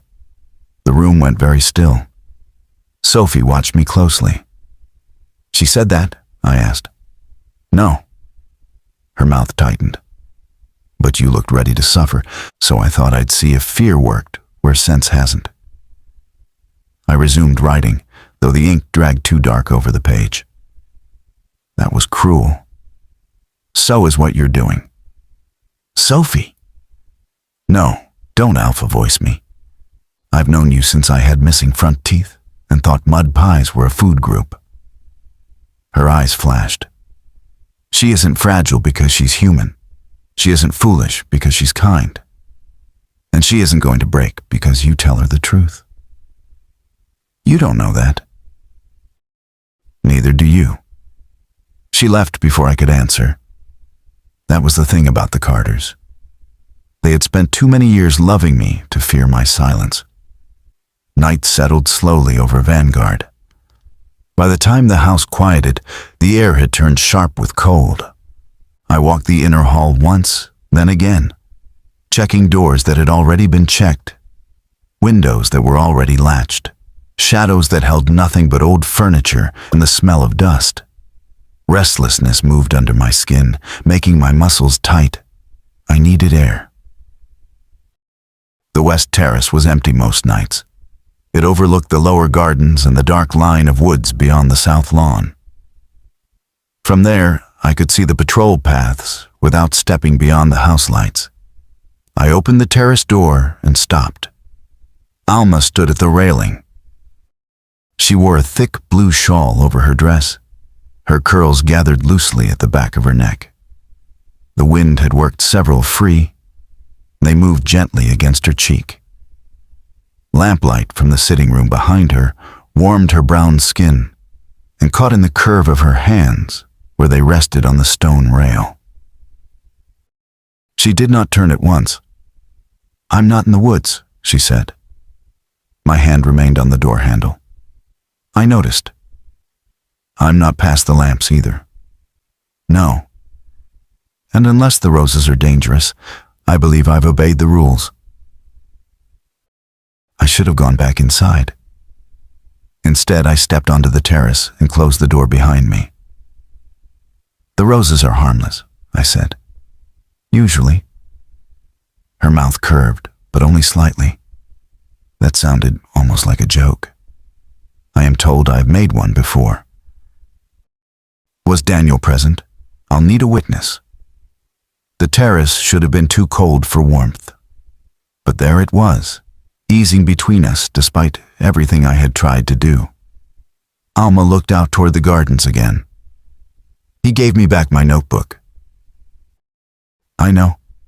I figured." Silence stretched, not empty, but careful. Then she said, "You didn't have to send it through him." "No." "Then why did you?" "Because if I had held it out to you myself, our fingers might have touched again. Because my wolf was waiting for the smallest excuse. Because I did not know whether I was strong enough to stand close to you and want nothing." "I thought it best," I said. Alma turned to face me fully. "Best for whom?" I looked past her toward the dark trees.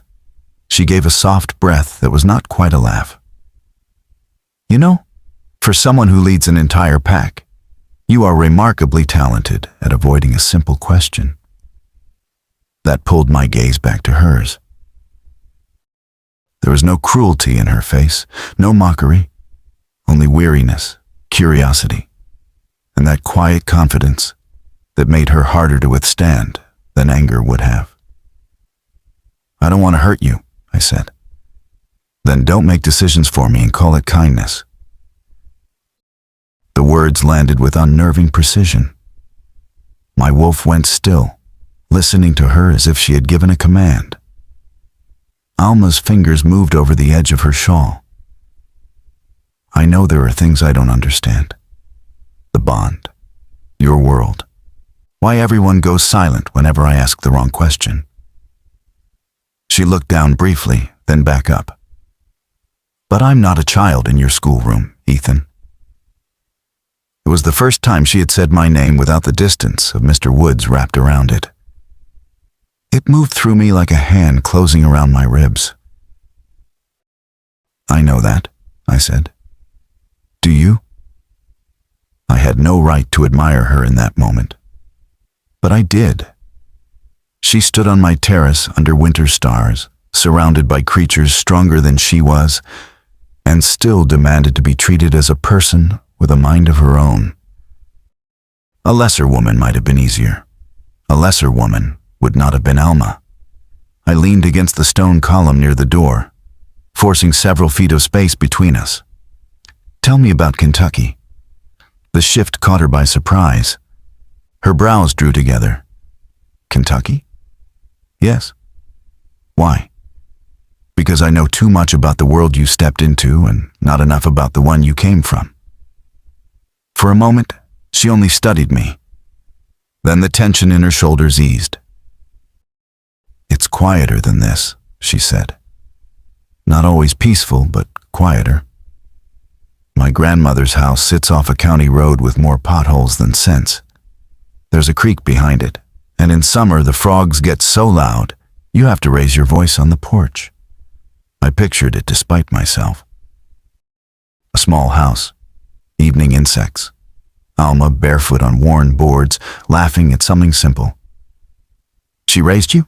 I asked. Yes, after my parents died. Her voice softened, but did not break. I was little, too little to remember them properly. Grandma says my mother sang all the time, and my father could fix anything except his own temper when the tractor broke. I listened. It felt like being trusted with something breakable. She worries about you being here, I said. She worries about everything. Rain, men with shiny shoes, whether I eat enough greens. Alma's smile returned, tender this time. Before I left, I promised her I'd come home when the contract ended. And then? Her gaze drifted toward the lawn. Then I suppose I'll do what I always planned. What is that? She was quiet long enough that I thought she might not answer. Then she said, build a life. The words were simple. They hurt anyway. A small home, she continued. Nothing grand. A kitchen with enough room for two people to move around without fussing. A porch. Maybe a garden if I can keep the rabbits from declaring war. Her fingers tightened lightly around the shawl.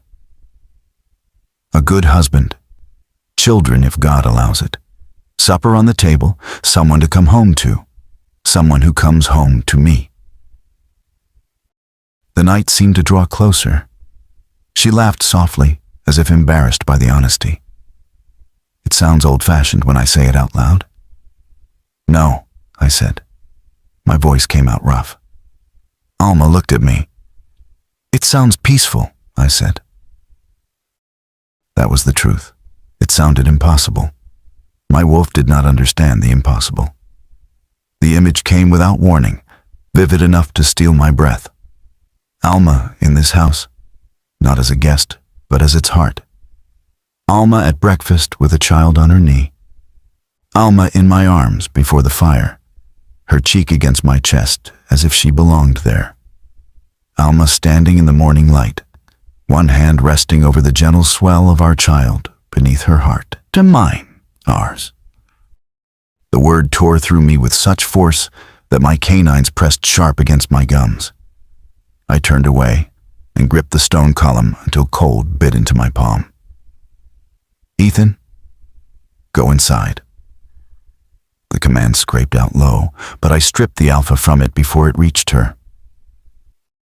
Alma did not move. Why? Because I asked.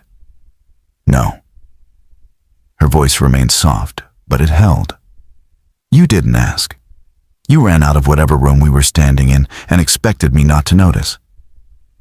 I closed my eyes. Her scent wrapped around me.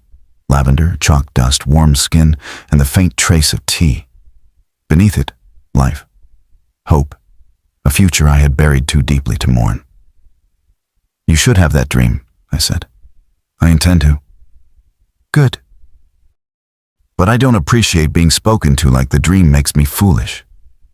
I faced her then, and whatever she saw in my expression made her breath catch. It makes you human, I said. It makes you hopeful. It makes you someone who should never have been brought into a war between alphas, or a house full of blood debts, or a bond that can take a man's discipline and turn it into hunger. The last word should not have left me. Alma's eyes darkened with understanding, not fear. Is that what you're fighting? I stepped back before the truth could move me closer. Good night, Miss Wells. The formality cut her. I saw it. I hated myself for using it anyway. I turned toward the door. Pain flared at my side. Not a sharp wound opening fresh, but the deep, dragging burn of flesh that had refused to finish knitting itself together. I caught the doorframe with one hand and breathed through it. Alma was beside me before I could straighten. What happened? It's nothing.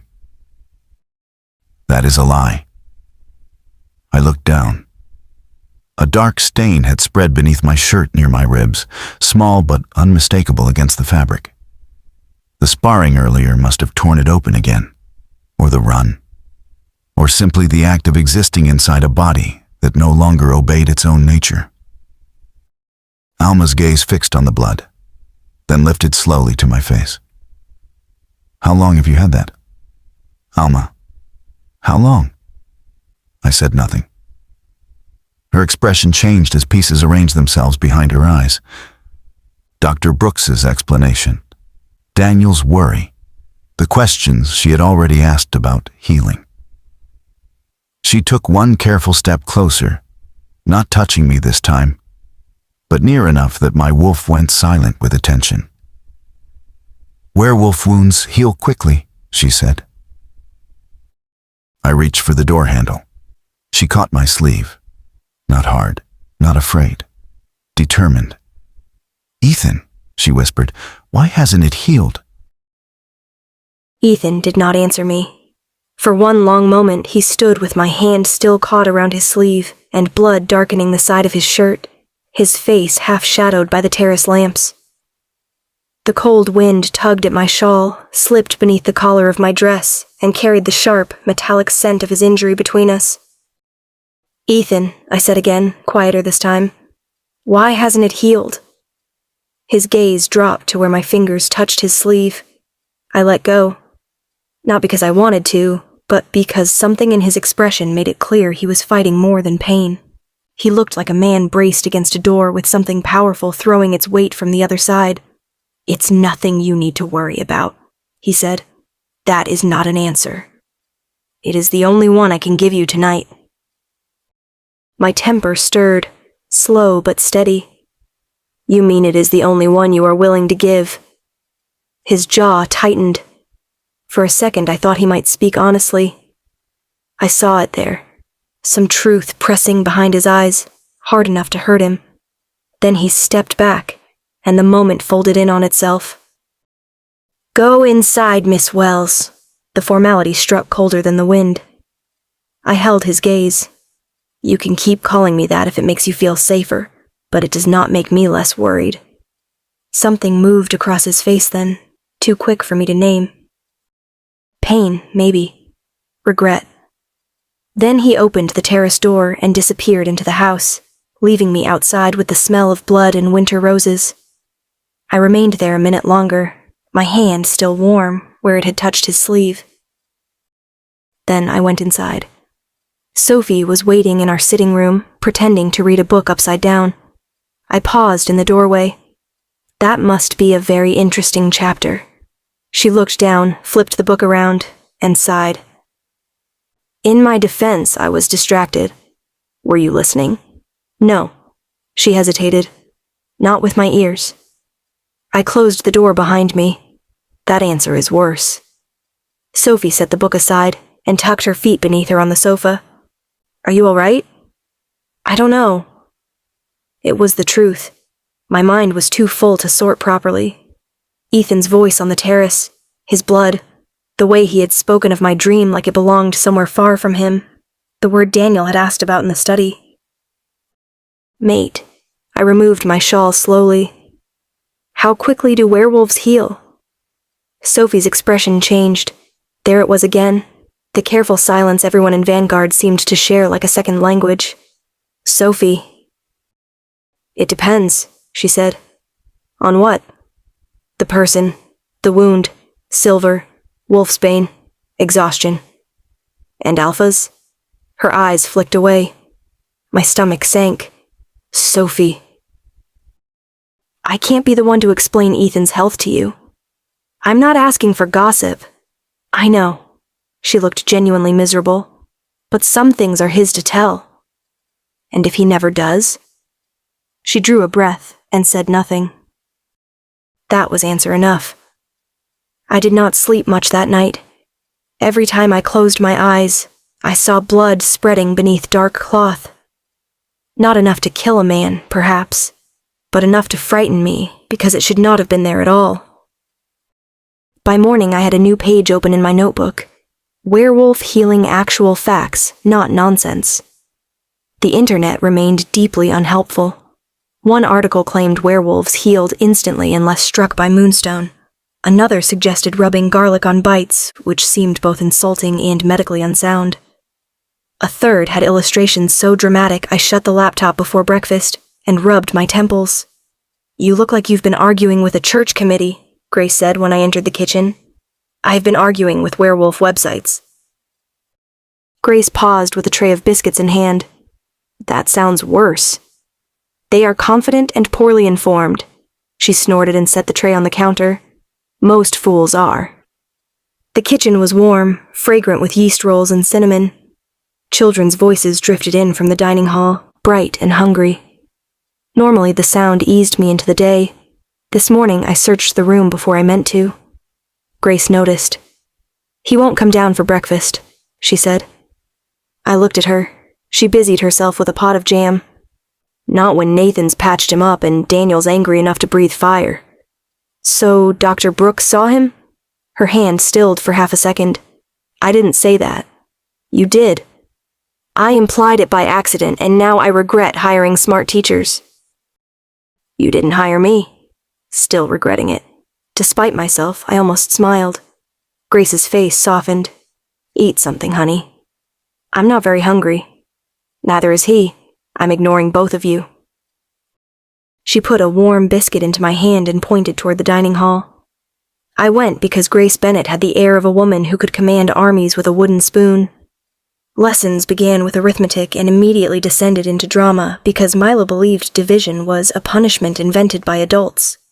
Under ordinary circumstances, I might have laughed more. Instead, I caught myself watching every small sign of wolfish nature with a new purpose. During copywork, Caleb pricked his finger on a splinter from his pencil. Ow, he muttered, more offended than hurt. I reached for the clean cloth in my desk drawer. Let me see. It's fine, Miss Wells. Humor me. He held out his hand. A bead of blood welled at the tip of his finger. Tiny. Bright. I folded the cloth around it and asked him to press gently. By the time I checked again, the cut had already closed. I stared. Caleb grinned. Told you. How long did that take? He shrugged. Little cuts don't count. Tessa leaned over from the next desk. Last month I fell out of the apple tree and my arm fixed before supper. You fell out of a tree? I asked. Milo perked up. She bounced. I did not bounce. You made it sound like a dropped pudding. I did not. The class dissolved into debate over whether Tessa had bounced, thudded, or landed dramatically. I let them argue for exactly 20 seconds because their noise gave me time to think. Little cuts did not count. Broken arms fixed before supper, and Ethan's wound had bled days later. After class, I went to the library. Vanguard's library was the sort of room built by people who trusted books more than guests. Tall shelves climbed toward a carved ceiling, and the windows were narrow enough to make the afternoon light fall in pale strips across the rug. Most of the books were histories, ledgers, and old legal texts bound in cracked leather. The human section had poetry, atlases, and several novels with dramatic titles. The wolf section took more effort to find. It was behind a locked cabinet. The cabinet, unfortunately for it, was old. The key sat in the lock. "I am not snooping," I whispered to no one. "I am researching." The first book I pulled free was written in language so formal it might have required a lawyer and a priest to understand. The second smelled of dust and old smoke. The third had a chapter titled Physiology of the Shifted Form, which sounded promising until it spent 12 pages discussing jaw structure. Finally, near the bottom shelf, I found a medical text with Dr. Nathan Brooks's name written on the inside cover. I sat cross-legged on the rug and read. Werewolf healing varied by age, strength, and bloodline. Silver slowed tissue repair. Wolfsbane poisoned the blood. Severe trauma could overwhelm young wolves. But alpha healing was different. An alpha's wolf drew not only from the body, but from the bond between alpha and pack. A healthy alpha should recover from ordinary wounds within hours. Serious wounds within a day. Repeated failure to heal suggested poisoning, curse damage, severed pack bonds, extreme depletion, or rejection of the wolf's natural instincts. I read the last line twice, then a third time. The library door opened. I nearly dropped the book. Daniel stood in the doorway. His eyes took in the open cabinet, the books around me, and the medical text in my lap. He sighed. "I should pretend I don't see this." "I would appreciate that." "Are you going to stop?" "No." "Didn't think so." He came into the room and closed the door behind him. For a moment, he looked less like the beta of a hidden wolf pack, and more like a tired father who had found a child climbing too high in a tree. "Alma," he said gently, "be careful where you push." "I am trying to understand why your alpha is bleeding when every book in this room says he shouldn't be." Daniel's face changed at that. Not surprise. Grief. The sight of it made my throat tighten. "How long?" I asked. He rubbed a hand over his beard. "Nathan should answer medical questions." "Everyone keeps saying someone else should answer." "Because the truth is ugly." "I can handle ugly." "I know." His voice was quiet. "That's what worries me." Before I could ask more, footsteps sounded in the hall. Daniel turned his head, listening. Then he took the book from my hands, closed it, and set it on the table. "Nathan is in the infirmary," he said. "If you're going to ask him, ask directly. Will he tell me?" Daniel looked toward the door. "Not unless you make it impossible for him not to." The infirmary was tucked near the back of the east wing, where the halls smelled faintly of soap, herbs, and antiseptic. I found Dr. Brooks at a desk covered in labeled jars and folded bandages. He looked up when I knocked, and his expression immediately became wary. "Miss Wells." "Dr. Brooks." "If this is about Milo claiming he has a fever to escape spelling, he does not." "It's not about Milo." "That is unfortunate." I stepped inside and closed the door. His gaze sharpened behind his spectacles. I placed the medical book on his desk. He looked at the cover, then at me. "I found this in the library," I gathered. "I read the section on alpha healing." "Of course you did." "How long should Ethan's wound have taken to heal?" Dr. Brooks removed his spectacles, cleaned them with a cloth, and did not answer. I rested both hands on the edge of his desk. "Please don't do that." "Do what?" "Make silence do the work of a lie." He looked tired then. Truly tired. "That wound," I said, keeping my voice steady, "should have closed before morning, shouldn't it?" Nathan's mouth pressed into a thin line. "Before morning?" he repeated softly. "Miss Wells, that wound should have closed before he reached the house." The room seemed to tilt. I had known. I had read it. I had seen enough to suspect. Still, hearing it aloud made my chest ache. How long has this been happening? Nathan sat back slowly. Years. The word landed heavily. Years? I whispered. Not every wound. Not at first. He set his spectacles on the desk. Small injuries still heal. Surface cuts, bruises, strain. But deeper wounds linger. Each time longer than the last. Why? His eyes flicked toward the door as if Ethan might appear by force of will alone. Old injuries, he said. Too many battles. Too little rest. Silver exposure from past attacks. The burden of holding this pack together through loss, hunger, fear, and children who arrive half feral from ruined territories. His voice roughened. And because Ethan has spent decades denying the strongest part of himself. His wolf. Nathan nodded once. I thought of Ethan's face on the terrace, the way he had stepped back from me as though wanting me was a crime. What happens if it continues? Nathan's fingers curled around the cloth in his hand. Dr. Brooks. He looked at me then, and all the careful professionalism fell away. If Ethan's wolf does not fully awaken soon, he said, the alpha may never recover.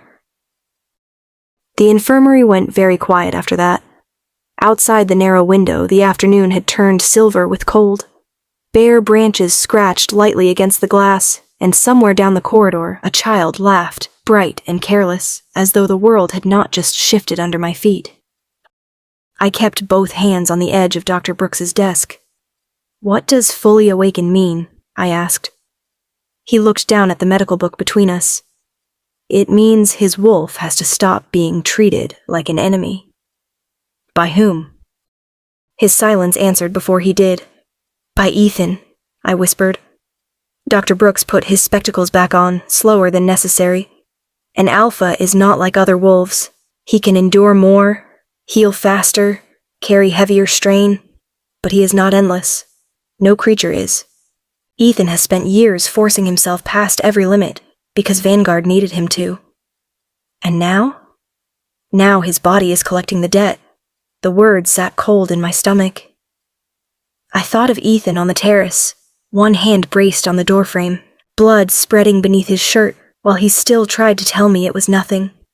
I thought of the children who looked at him like he hung the moon by hand every evening. I thought of the empty plates I had seen carried back to the kitchen lately, scraped too clean. What can be done today? I asked. Dr. Brooks blinked. Today? Yes, not someday. Not when his wolf decides to cooperate. Today.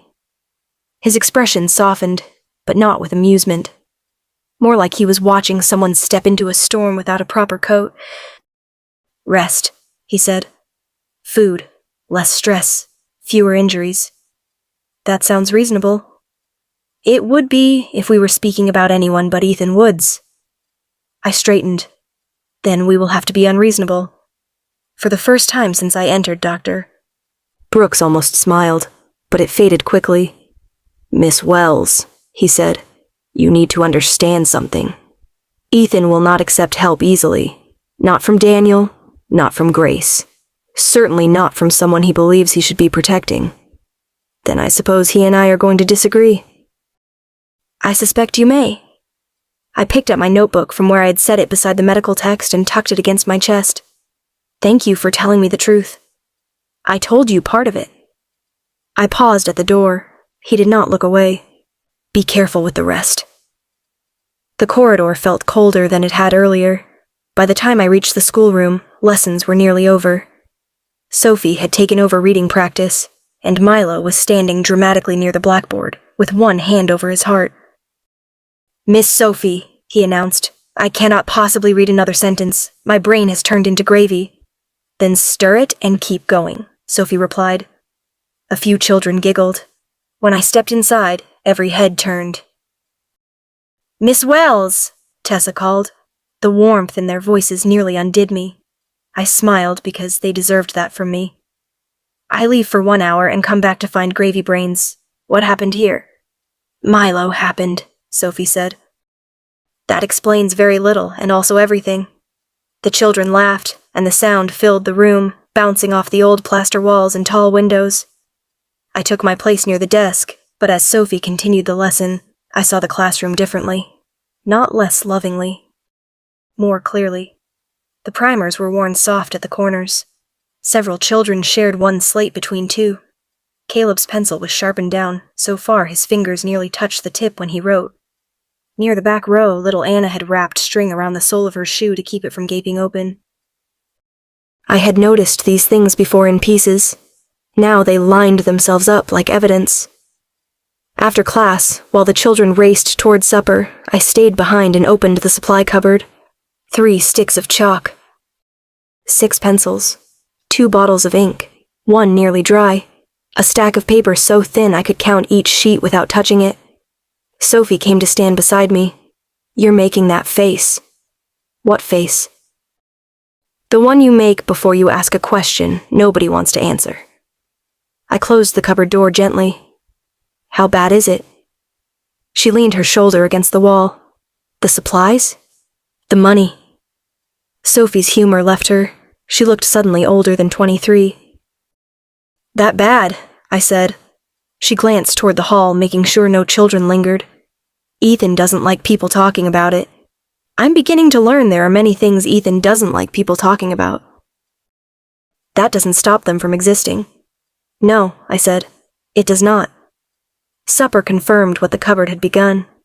Grace's stew was delicious, as always, full of herbs and warmth, but there was less meat in it than last week. The bread slices were thinner. Grace moved through the dining hall with her usual sharp affection, scolding children into eating vegetables and wiping spills with the corner of her apron, but I saw the tightness around her mouth when she counted bowls. After the meal, I followed her into the kitchen. She did not turn around when she spoke. "If you're about to ask me how much flour we have, I may lie.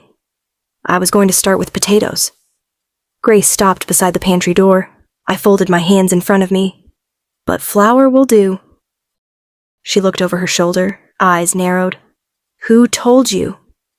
"No one had to. The children have half the supplies they need. Anna's shoe is tied together with string. The stew was mostly carrots tonight, and you counted every bowl like numbers were chasing you." Grace's face changed, but she covered it quickly by reaching for a stack of plates.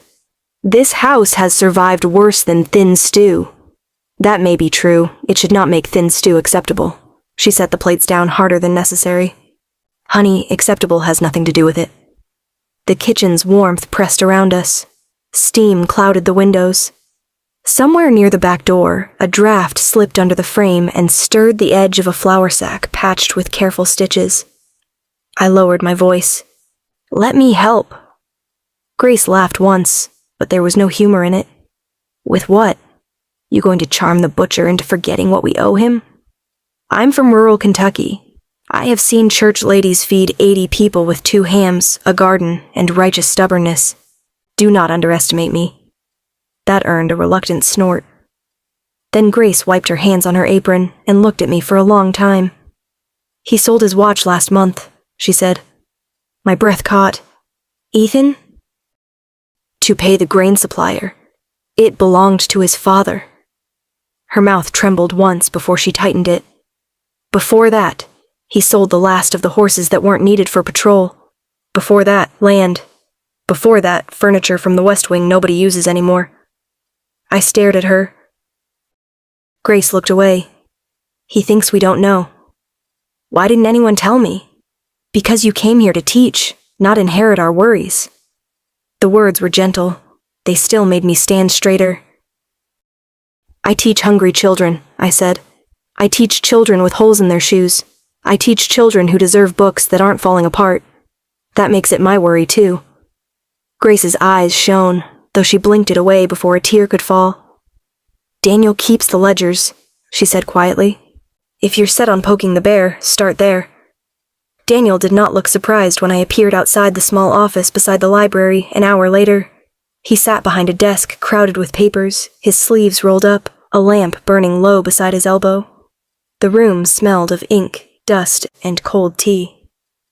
"Grace sent you," he said. "She suggested I poke the bear."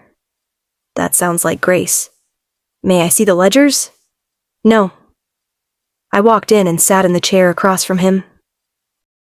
Daniel leaned back. That answer usually makes people leave. I teach 6-year-olds. No is where negotiations begin. His tired smile appeared, faint, but real. Then it faded. Alma, these numbers are ugly. I can read ugly. It isn't your burden. If one more person says that to me today, I may throw a biscuit. He studied me. I let him. At last he opened the drawer and pulled out a stack of ledgers bound with a fraying cord. Ethan will be angry, he said. Ethan seems to spend half his life angry at sensible things. He spends the other half bleeding because of them. That quieted us both. Daniel placed the ledgers before me. For the next 2 hours I read. The numbers told a story no one had managed to say plainly.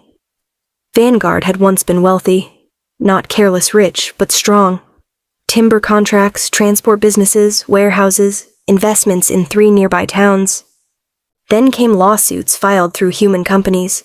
Fires ruled accidental. Shipments lost. Contracts broken after threats nobody could prove. Bank loans called in early. A name appeared again and again in the margins. Malcolm Reeves. Ironclaw. I looked up. He destroyed all of this.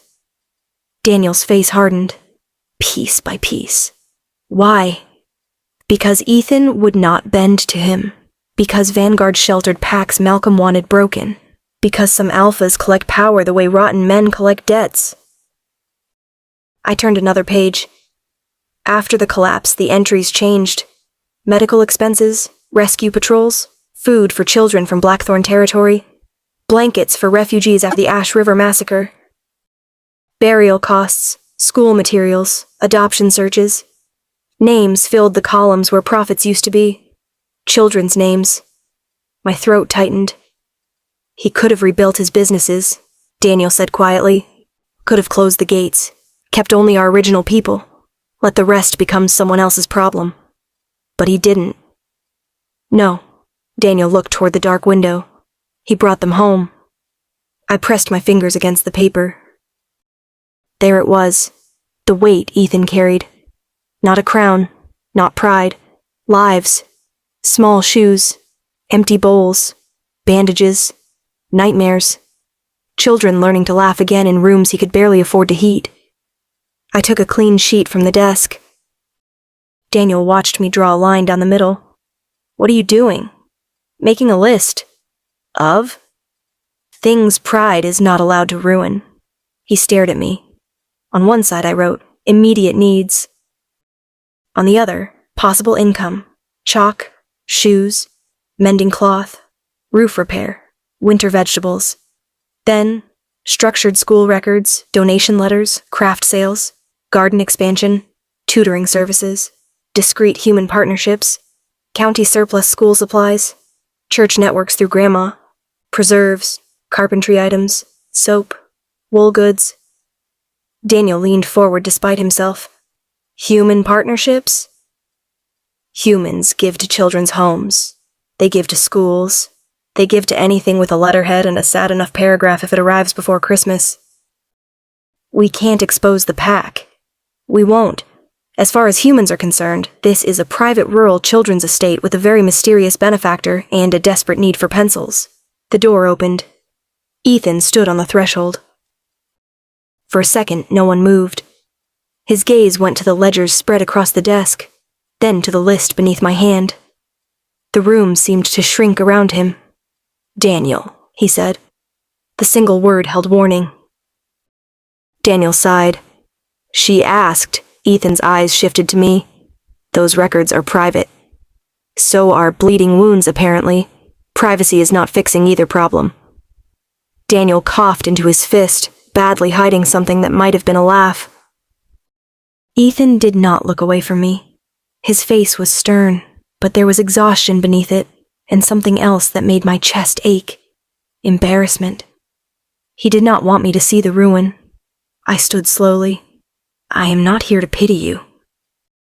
I did not say you were. You were about to. His mouth closed. I took my list from the desk and held it between us. These children need supplies. Grace needs food she does not have to stretch until it squeaks. The roof near the west classroom leaks when it rains. Anna needs shoes. His jaw tightened at the last name. I know, he said. The softness in those 2 words was worse than anger. Then let me help. No, the answer came too quickly. Ethan, this is not your debt. It is my classroom. It is my pack. And I am standing in the middle of it. My voice stayed calm, though my pulse had begun to beat hard. You hired me to teach children. I cannot teach them properly with 3 sticks of chalk and a prayer. A muscle moved in his cheek. Daniel wisely became very interested in the floor. Ethan stepped farther into the room. His presence filled the small space, not threatening, but impossible to ignore. You do not know what involvement with Vanguard costs. Then explain it. His eyes darkened. There it was again, that wall rising between us, built from danger and duty and fear dressed up as honor. I won't have Malcolm Reeves turning his attention on you because you decided to rescue what he tried to destroy, Ethan said. The name chilled the room. I am not challenging an alpha, I said. I am writing donation letters and organizing school supplies. Everything here is connected. Then perhaps that is exactly why everything here needs more than you bleeding quietly over ledgers at midnight. The silence after that was sharp. Ethan looked at me as though I had placed a hand directly over the wound in him no bandage could reach. My confidence wavered, but I did not step back. At last, he looked at the list. What would you need? Daniel's head lifted. I kept my relief from showing too plainly.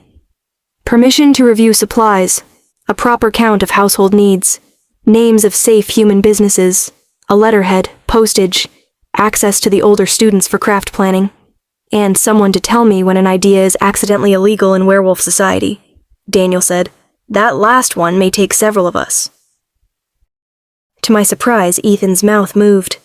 Not quite a smile, but close enough to warm me. Fine, he said. You may make your lists. I was going to do that regardless. I suspected. His gaze held mine a moment longer than necessary. Something quiet passed between us. Gratitude, perhaps, though he was too stubborn to say it. Worry, too. And underneath that pull I still did not understand but could no longer pretend I did not feel. Then rapid footsteps sounded in the hall. The door opened again and one of the patrolmen stepped inside, breathing hard from running. Mud streaked his boots. A torn envelope was clutched in his hand. Alpha, he said. Ethan turned at once. The air changed with him. What is it? The patrolman's eyes flicked to me, then away. Ethan held out his hand. Give it to me. He read the message once, then again. Daniel took it from him, and the color drained from his expression. My skin prickled. What happened? No one answered. I stepped forward and looked down at the paper in Daniel's hand. The handwriting was rough, hurried, the ink smeared by damp fingers. Ironclaw scouts crossed near the North Ridge. Reeves has heard Woods is healing. He wants the human teacher watched. Below that, underlined twice, was my name. Alma Wells. For a moment, I saw nothing but her name. Alma Wells. The ink had bled where rain touched it, but those letters remained cruelly clear at the bottom of the page. My wolf rose so violently that the lamp flame bent. Daniel felt it. So did the patrolmen. Both lowered their heads before they seemed to realize they had done it. Alma did not. She stood beside the desk, one hand still resting near the list she had made. For school supplies and winter vegetables. Her warm brown eyes fixed on the note. Her face did not crumple. She did not step behind Daniel or look toward me for rescue. She read the message again. Then she looked at me. What does it mean that he wants me watched? It means you will not leave the house without an escort. The words came too quickly, too harsh. Her brows lifted. That was not an explanation. It was an order. That was clearer. Daniel made a low sound that might have been a warning or amusement. I ignored him. Alma folded her arms, not in defiance exactly, but in that quiet, immovable way she had, like a fence post driven deep into Kentucky earth. Am I in danger? I wanted to lie. It was a useless instinct. She would hear it. Worse, I would know I had given her false comfort because I could not bear the look in her eyes when she heard the truth. Yes, I said. The room changed around that single word. Alma's fingers tightened against her sleeves, but her voice remained steady. Then tell me how to be careful without locking me in a tower. You think I wouldn't? I think you would try. Daniel looked at the ceiling. I turned to him. Double patrols on the North Ridge. No child beyond the lamp line after dusk. I want scent checks at every gate, morning and night. Send word to the outer cabins. No one travels alone. He nodded, already moving. And Alma? I will follow reasonable precautions, she said before I finished. I will not become another burden for you to carry. Something hot and sharp moved under my ribs. That is not what you are. The admission left me before I could stop it. Alma's expression softened, just enough to make my wolf lean toward her. I stepped back. Distance, discipline, survival. Daniel, I said, walk her upstairs. I can walk myself upstairs. Humor him, Daniel said gently. He's one growl away from chewing the furniture. Alma glanced at me, and despite the fear that should have owned the room, the corner of her mouth twitched. Then she gathered her notebook, her impossible list, and the torn courage she seemed determined to wear like armor. At the door, she paused. Mr. Woods? I hated the distance of the name. I deserved it. Yes. If Malcolm Reeves wants me frightened, then he should have introduced himself before my grandmother taught Sunday school. I have survived scarier women with larger hats. Daniel laughed outright. Alma left before I could decide whether to be furious or grateful. For the next week, she obeyed the safety rules with the exact amount of stubbornness necessary to make every order feel negotiated. She did not leave the house alone. She did not take children beyond the marked paths. She accepted guards with polite thanks and then gave them tasks until 2 trained fighters found themselves carrying baskets of mending wool behind a line of 6-year-olds. Vanguard changed around her anyway. At first, it was paper. Alma covered one wall of the schoolroom with schedules written in careful columns.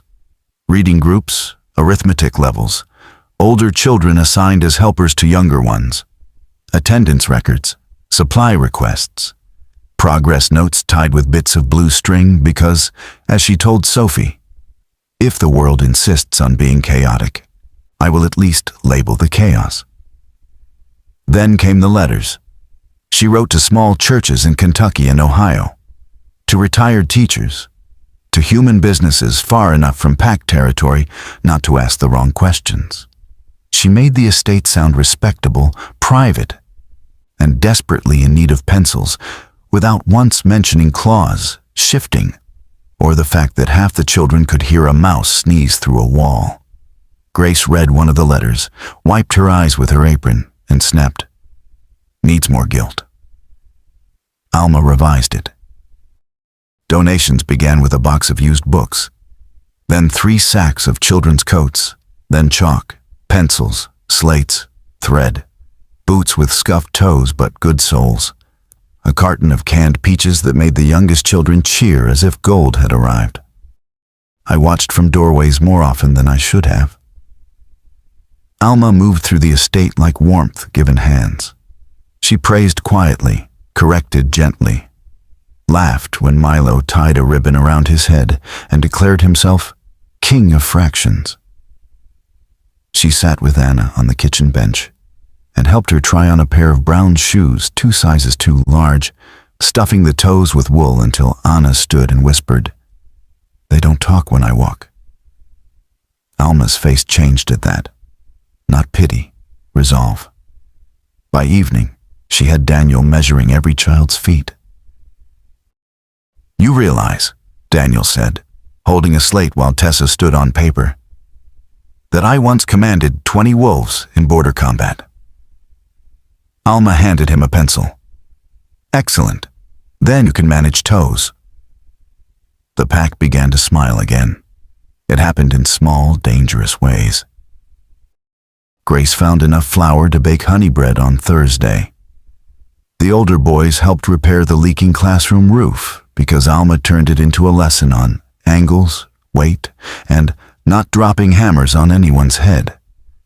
Sophie organized a craft table in the west parlor, where children sanded wooden animals, braided bracelets, and painted small clay ornaments for a winter sale. Alma insisted could be handled through perfectly boring human channels. The south garden, neglected since my father's time, became a battlefield of its own. I found her there one cold afternoon, kneeling beside a raised bed with her coat buttoned wrong and soil on her cheek. 2 guards stood nearby with the solemn expressions of men assigned to protect a woman currently arguing with cabbage roots. "This bed needs turning," she said without looking up. "It is December. I'm planning ahead. For spring. For survival." I stood at the garden gate, hands in my coat pockets. There are easier ways to ask for a spade. She looked over her shoulder. Wind tugged curls loose around her face, and the brown of her skin glowed with cold and effort. I wasn't asking. I was making a statement. My mistake. It happens.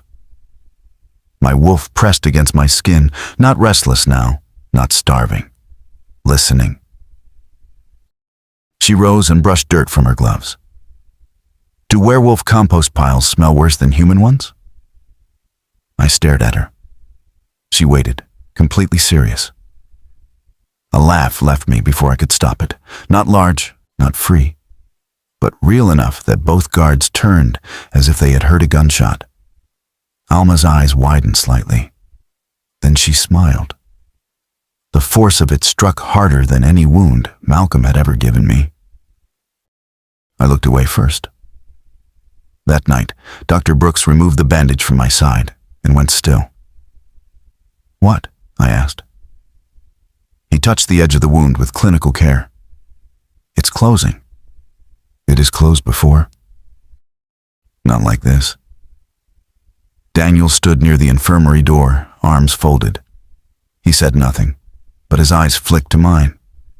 Nathan wrapped the wound again, lighter this time. "Whatever you're doing, keep doing it." "I'm doing nothing." He gave me a dry look. "Yes, that has been the problem for years." I left before either of them could say her name. But my wolf already had. "Mate." The word no longer came like a command. It came like breath.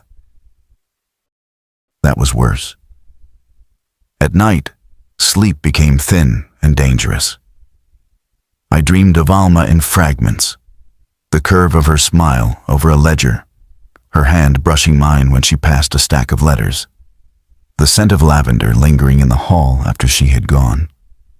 Then the dreams deepened.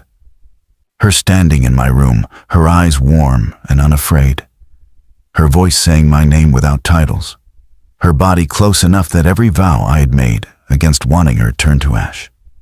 I woke before dawn with my hands clenched in the sheets and shame burning through me. I trained until my muscles shook. I ran until frost cut my lungs. Still, when I returned to the house, the first thing I heard was Alma teaching the children a song about multiplication. My wolf settled at the sound. My wound pulled less. My people stood straighter. And I began to understand the terror Malcolm Reeves must have felt when rumor reached him. Vanguard was breathing again. Not because of money, not because of strength. because one human woman had walked into our ruin and refused to treat it as permanent.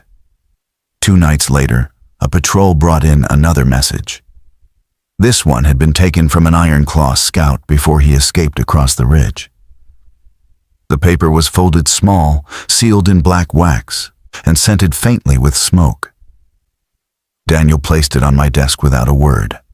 I broke the seal. The handwriting inside was not hurried this time. It was clean, deliberate, and meant for Malcolm's eyes. The teacher is not merely assisting Vanguard. Wood strengthens in her presence. His wounds are closing. His wolf answers when she is near. My grip tightened until the paper tore at the edge. There was one final line beneath the rest. Confirm it to Alpha Reeves. Alma Wells is awakening Ethan Woods. The Iron Claw message stayed on my desk long after Daniel left. Alma Wells is awakening Ethan Woods. I should have burned it. Instead, I sat in the dark study with the paper beneath my hand and listened to Vanguard breathe. A month ago, the house had sounded tired to me. Old beams settling, children whispering through nightmares, guards moving with the weary patience of men who had learned not to expect morning to be kinder than night. Now everything was too sharp. I heard Grace bank the kitchen fires 2 floors below. Heard Sophie laugh softly in her room before catching herself. Heard the restless turning of children in their beds.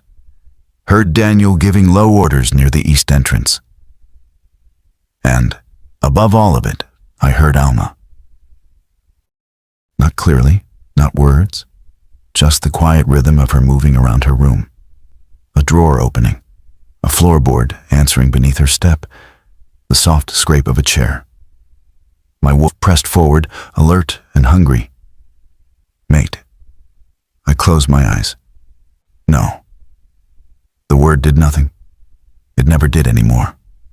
The wound in my side pulled, not with pain, but with a tight itch of healing skin. Nathan had removed the deeper stitches that morning, his mouth set in a grim line, because even he did not know whether to be relieved or afraid. Your wolf is answering, he had said. I know. You say that like it's a disease. I had looked away while he wrapped the bandage. It feels like one. Nathan had been quiet for a moment. Then he said, An awakened wolf is not the danger, Ethan. A starving one is. Now, in the study, I understood him more than I wanted to.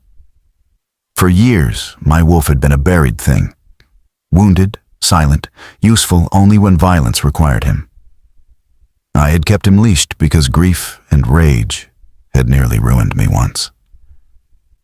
And Vanguard could not survive an alpha who ruled by appetite. Then Alma Wells had walked through my doors with chalk on her sleeves and laughter in her mouth. And the dead parts of me had begun to move. I pushed away from the desk and crossed to the window. Photas Torontoin frost silvered the glass. Beyond it, the woods stood black against the winter sky, every branch outlined by moonlight. My reflection stared back at me. I looked stronger. That should have comforted me. It did not. Because Malcolm Reeves had seen the truth before I had fully admitted it to myself. Alma was not simply helping the estate. She was not merely feeding children, finding pencils, organizing ledgers, and making my people remember how to hope. She was reaching something in me I had sworn no one would ever touch.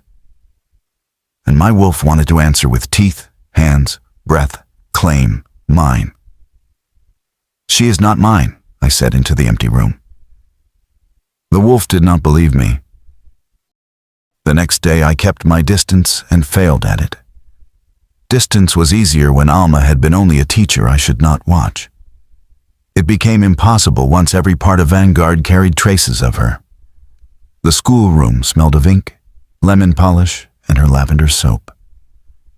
The kitchen held the sound of her voice as she helped Grace label donation jars. The west parlor had become a battlefield of children's crafts, twine, carved animals, and Alma's neat handwriting pinned to the wall. When I passed the open doorway, she looked up from a table covered in fabric scraps. "You are hovering again, Mr. Woods." 3 children turned at once to stare at me. "I was walking," I said. "You stopped." "So did you." "I was cutting ribbon." Dangerous work. Her lips curved, not fully, just enough. The smallest smile, and my pulse shifted like I had stepped too close to a fire. She lowered the scissors. "Are you well?" The question was simple, gentle.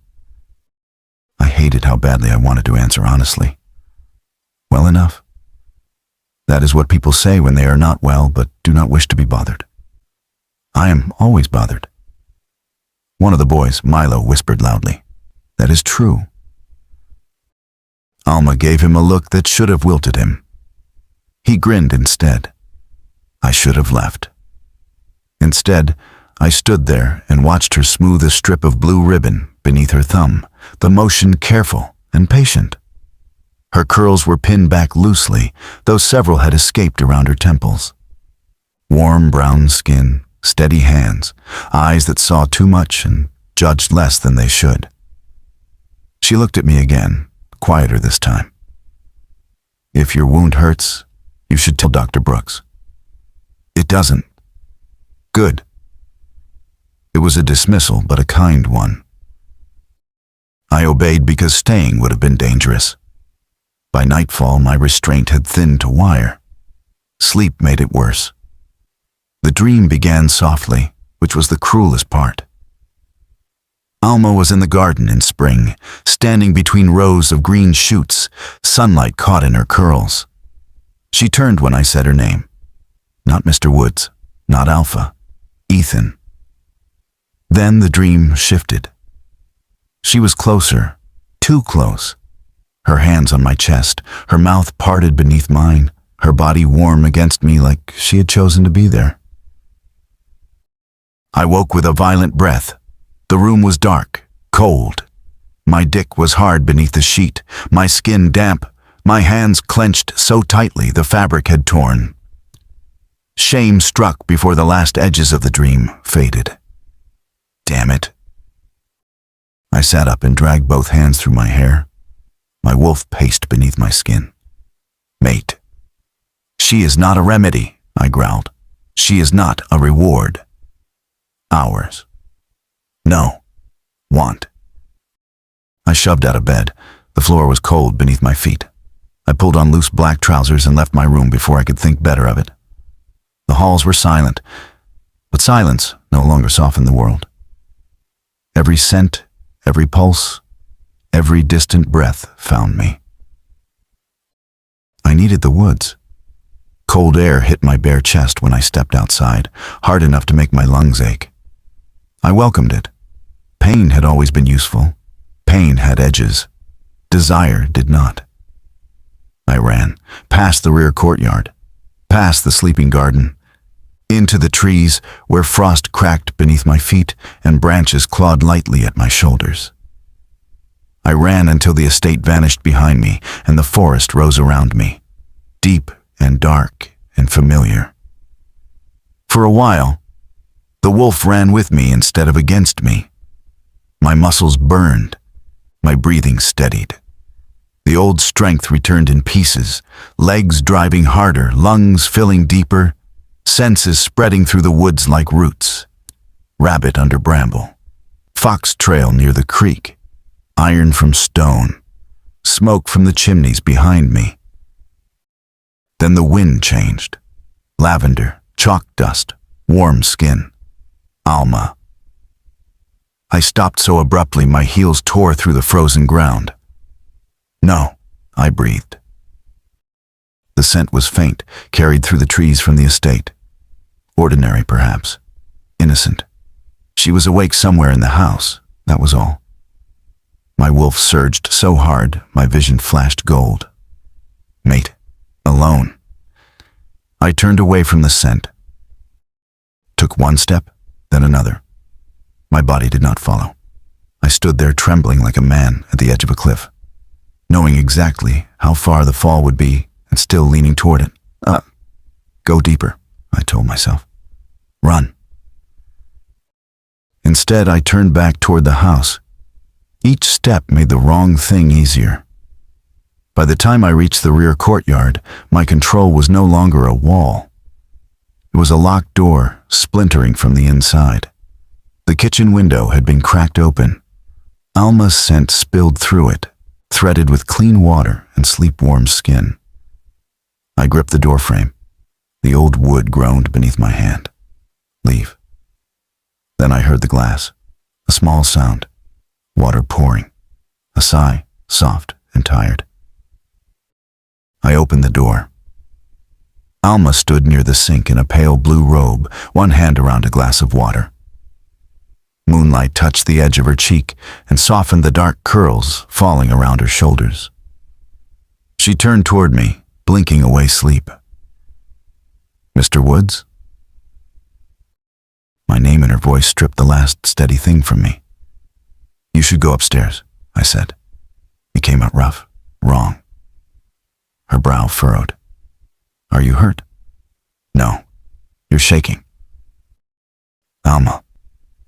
I meant it as a warning. It sounded like a plea. She set the glass down and took a step toward me. Is it your wound? Do not come closer. That stopped her. For 1 second, sense returned. I saw her properly. Not as scent, not as mate. Not as the ache tearing through my blood, but as Alma. Human. Trusting.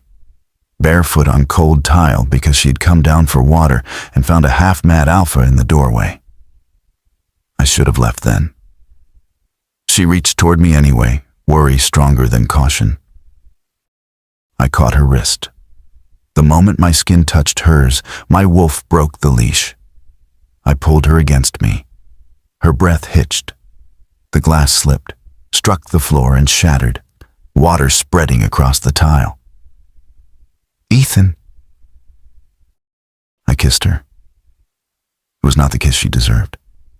It was not patient, not careful, not asked for. It was hunger and fear and weeks of restraint snapping into something ugly. Her body went still against mine, her hands trapped between us. That stillness saved me. Not softness, not surrender. Shock. Alma shoved me hard. I released her instantly and stepped back like her touch had burned. She stared at me, one hand flying to her mouth. Her eyes were wide, wounded, and the sight of that wound on her face did what no blade had ever managed. It made me afraid of myself. Alma. Don't. Her voice shook, but it did not break. My body still betrayed me, hard and obvious beneath the loose fabric of my trousers. Her gaze dropped for one terrible second, and I wanted the floor to open beneath me. When she looked back at me, there was no confusion left, only anger. Then her hand struck my face. The slap cracked through the kitchen. I turned with it, accepted it, deserved worse. I trusted you, she whispered. Those words tore deeper than silver. I'm sorry, I said, though the words were too small, useless. No. She stepped back, glass crunching faintly under her heel. You do not get to make your wolf or your dick my problem. I flinched. Good. If you ever touch me like that again without asking, she said, each word sharper than the last, I will leave this estate before sunrise. My throat tightened. You would be right to. Her eyes shone, but no tears fell.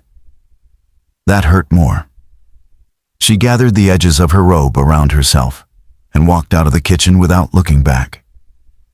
I listened to her footsteps travel down the hall, up the stairs, across the landing. A door opened. Closed. Locked. I stood in the ruined quiet with her scent still around me, my cheek burning, water spreading toward my bare feet. Then a floorboard creaked behind me. Daniel's voice came from the servants' passage, quiet and cold.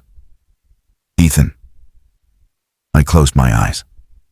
He stepped into the kitchen and saw the broken glass, saw my bare chest, saw the shame I could not hide. His voice dropped lower. "What did you do?" I did not run until the kitchen light disappeared behind me. Then I ran. My bare feet struck the cold floor too hard, but I barely felt it. The hall blurred past in strips of moonlight and shadow. My mouth still burned where Ethan's had been. My palm stung from the slap. Underneath both sensations was a hot, shaking disbelief that made my chest feel too small. I made it to the room I shared with Sophie, slipped inside, and locked the door. The click sounded enormous. Sophie sat up in her bed at once. "Alma?" I pressed my back to the door and held my robe closed with both hands. For a second, I could not speak.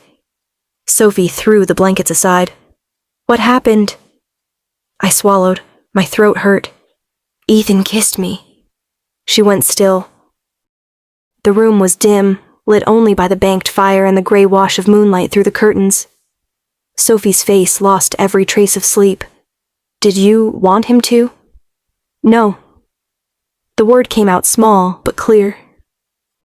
Sophie crossed the room so quickly, I barely saw her move. She stopped in front of me, hands half raised, careful not to touch until I allowed it. That carefulness nearly broke me. "He pulled me against him," I said, the words tumbling now because if I stopped, I might fall apart. "I came down for water. He was standing in the kitchen like he'd been dragged there by something. I asked if he was hurt, and then he grabbed my wrist, and..." My breath shook. Sophie's eyes flashed gold. "He kissed you without asking," she said. I nodded. Her jaw clenched. "I'm going to kill him." "No." I caught her sleeve before she could turn. "Please don't." "Alma, I need you here." That stopped her. The anger did not leave her face, but she stepped closer and gently guided me to the edge of my bed. Only after I sat did she crouch in front of me. "Did he hurt you?" she asked. "Not like that." I rubbed my wrist, though he had released me quickly once I shoved him away. "But he frightened me." Sophie's expression tightened. "And he..." I looked toward the fire because saying it aloud made heat crawl up my neck. "His dick was hard." There. The word sat between us, plain and ugly and honest. Sophie did not flinch. I appreciated her for that more than I could explain. "He looked ashamed," I said. "After. Like he hated himself. But that doesn't undo it. It doesn't make me feel less trapped in that moment." "No," Sophie said quietly. "It doesn't." I pressed my fingers to my mouth and immediately dropped my hand. I hated that my lips remembered him. I hated that before shock and fear had sorted themselves out, some foolish, hidden part of me had recognized the heat of him, his strength, his scent, the awful pull that had been growing between us for weeks. My eyes stung, but I refused to cry. "What if part of me wanted to kiss him someday?" I whispered.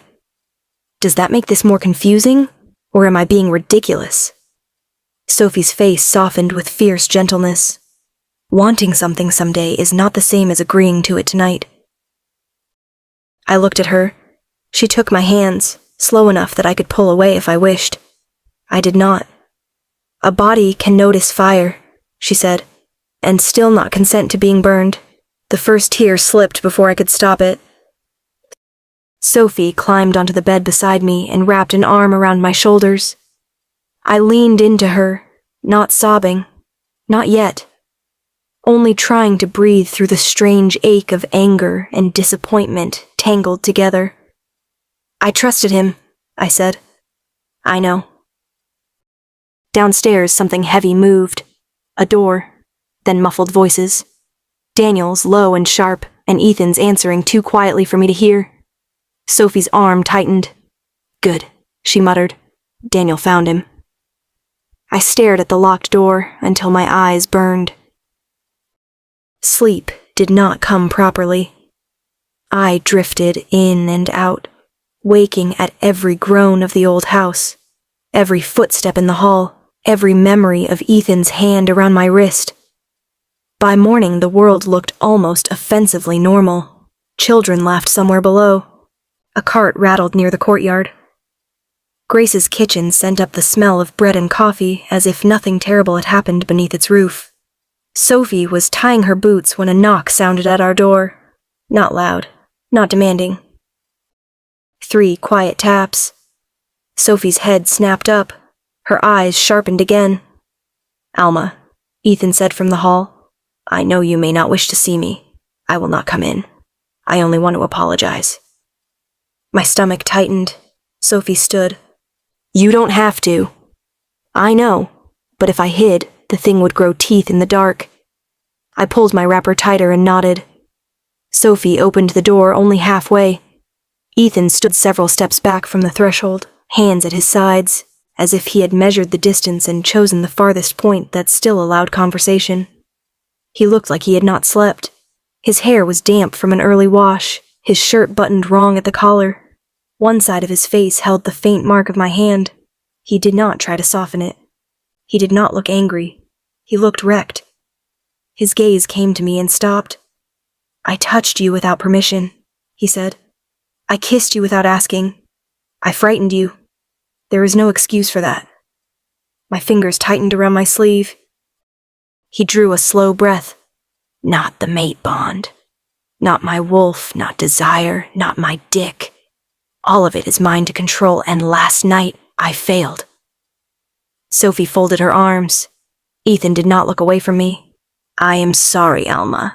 The apology landed quietly. No defense came with it. No explanation dressed up as regret. That mattered, though I was not ready to let it heal anything. "If you want to leave Vanguard," he continued, "Daniel will take you wherever you wish to go. Your contract will be paid in full. You will have guards until you are safely home. No one will stop you." Something in my chest twisted. "Do you want me gone?" I asked. His answer came rough. "No." The honesty of it made the air tighten. He lowered his eyes. "But what I want is not the question." For a moment I saw the man from the terrace again, the one who carried too much and punished himself for wanting anything at all. I felt the pull toward him even now, and resented it. "I don't know what I want," I said. "Then you have time." "You don't get to wait like I owe you forgiveness." "I won't." Sophie stepped forward, her voice quiet enough to be dangerous. "If you hurt her again, Alpha or not, I will make sure you regret it before the pack has a chance." Ethan bowed his head once. "Fair." Then he left. He did not look back. That should have made things easier. It did not. The day moved around me in pieces. I taught reading groups, corrected slates, helped Anna sound out winter. Smiled when Milo announced that subtraction was theft and should be investigated by proper authorities. The children did not know what had happened, but they sensed the change. Wolves, I was learning, noticed everything. Tessa kept glancing toward my face. Caleb sat closer than usual during arithmetic. At lunch, little Anna tucked one of her new wool-stuffed shoes against my skirt and stayed there like a guard dog in ribbons. Ethan stayed away. No hovering at the schoolroom door, no silent presence near the garden, no shadow at the far end of the dining hall. I had asked for space. He gave it. It felt less like victory than I expected. Late afternoon brought 3 sharp horn calls from the front gate. Every conversation in the schoolroom died at once. Sophie appeared in the doorway before I could ask. "Children inside. Windows latched." "What is it?" Her face had gone hard. "Ironclaw." The name moved through me like cold water. I helped herd the younger children toward the inner hall, while older students shuttered the windows with practiced efficiency. No one screamed. That frightened me more than panic would have. By the time I reached the main staircase, voices echoed from the entrance hall below. Ethan stood near the center of the marble floor, with Daniel at his right. Guards lined the walls. Grace hovered near the kitchen passage, one hand gripping a rolling pin like she intended to use it on the first fool who deserved it. And in front of them stood Malcolm Reeves. He wore a dark coat cut too finely for travel, and a smile polished smooth enough to hide a blade. His hair was neatly combed, his posture easy, his eyes light and watchful as they moved over Vanguard's cracked walls, worn rugs, and guarded faces. Then they found me. "Ah," he said softly, "the human teacher." Ethan's entire body changed. Not much, not enough for a stranger to name, but I saw it. So did Malcolm. "Miss Wells," Malcolm called, as if we were being introduced at church. "I've heard a great deal about you." "I cannot say the same," I replied, descending one step before Sophie caught my arm. Ethan's voice cut through the hall. "You do not speak to her." Malcolm's smile widened. "Still snarling at anything that comes too close, Woods?" I felt the words slide toward me, oily and deliberate. "Has he frightened you yet, Miss Wells?" Malcolm asked. Men like Ethan call it control right up until the beast gets hungry. My fingers curled around the banister. "He does not need you to speak for him," I said. "And I do not need you to speak to me." For the first time, Malcolm's smile faltered. Then he took one step in my direction. Ethan growled. The sound rolled through the hall, deep enough to tremble in my bones. Every wolf present went still. Malcolm stopped. His eyes moved from Ethan to me, then back again. Slowly, with terrible delight, his expression changed. "Oh," he whispered. Daniel's hand went to the knife at his belt. Malcolm inhaled once, almost laughing. "No wonder," he said. "The little human teacher isn't just helping Vanguard." Ethan moved before I could blink, placing himself between Malcolm and the staircase, but Malcolm was already smiling at me over Ethan's shoulder. "She's your mate." The word did not echo through the entrance hall. It struck. Every wolf in the room reacted before any person did. Shoulders tightened, heads turned. Daniel's hand closed fully around the knife at his belt. Sophie's grip on my arm became firm enough to hold me in place if I tried to descend another step. Ethan stood at the foot of the staircase, his back to me, his body set like a wall. He did not deny it. That was how I knew. Malcolm Reeves smiled as if he had found a loose thread in a fine coat and meant to pull until the whole thing unraveled. "Oh," he said softly, looking past Ethan to me. "He didn't tell you." The hall seemed too large suddenly, too full of breathing, watching people. I kept my hand on the banister. "Mr. Reeves, I don't know what kind of manners Ironclaw teaches, but where I come from, a guest who arrives under another man's roof doesn't start by poking at private matters." His eyes brightened with amusement. "Private? My dear Miss Wells, nothing about an alpha's mate is private." Ethan's growl rolled low and deep. Malcolm's gaze slid to him. "Careful, Woods, you invited me to speak." "I allowed parley," Ethan said, "not insult." "And yet you've built a whole estate out of insult." Malcolm glanced around the worn rugs, repaired railings, and patched curtains. "Children taken from packs that should have been left to settle their own weakness, debts unpaid, old territories abandoned. You wear mercy like honor, but we both know it has made you poor." Grace muttered something from the kitchen passage that sounded very close to, "Keep talking, you long-faced bastard." Despite everything, my mouth almost twitched. Malcolm heard her. Of course he did. His smile thinned. Ethan did not move. "State your terms." "Simple," Malcolm said. "Stop interfering with Ironclaw movement along the eastern border. Release the 3 boys you took from Redwater bloodlines. Pay compensation for resources used on children who do not belong to Vanguard." The hall went colder. One of the older boys behind the inner door whimpered. I recognized the sound before I saw him through the crack. Caleb, small for 12, arms wrapped around 2 younger children. Ethan's voice became quiet. "No. No negotiation?" "No," Malcolm sighed, as if disappointed by poor table manners. "You always were sentimental. And you always mistook cruelty for strength." For a heartbeat, the 2 men simply looked at each other. Then Malcolm turned his attention back to me. "Think carefully, Miss Wells. Wolves like Ethan speak softly when watched. But you've seen what lives under the skin, haven't you? His gaze flicked briefly to my mouth, and heat rose in my face. Not embarrassment exactly, but anger at being red. Has he scared you yet?